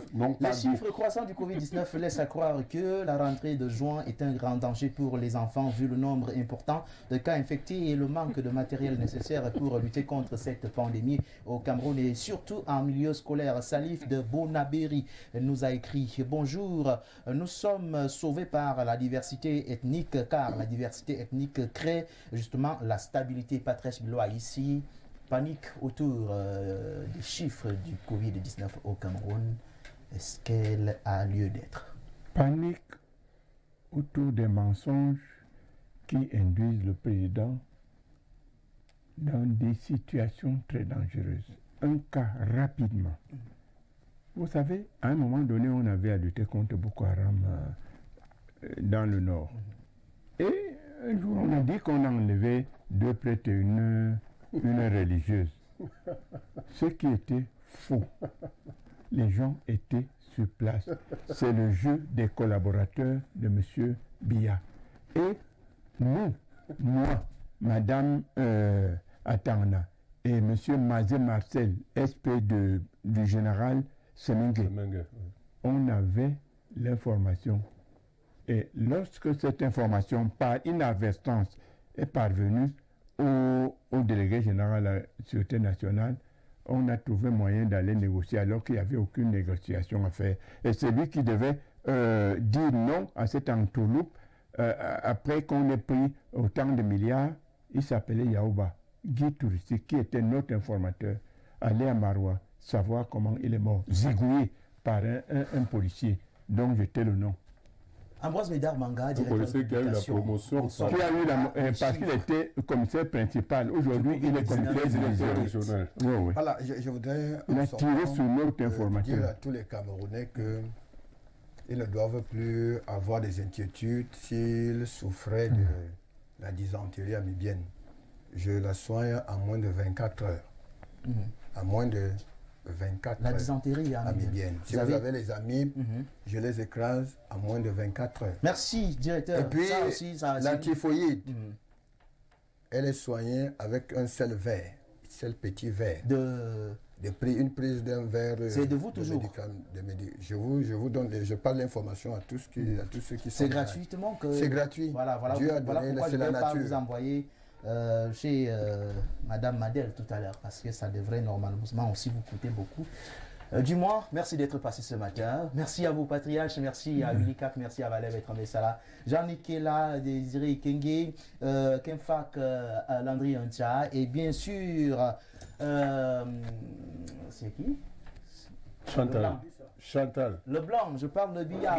Vous avez bien Chantal qui s'est chargée de vous rendre oui, c'est vrai qu'elle m'a abandonné pendant l'émission. Merci à vous, Chantal. Mesdames et messieurs, merci et à demain.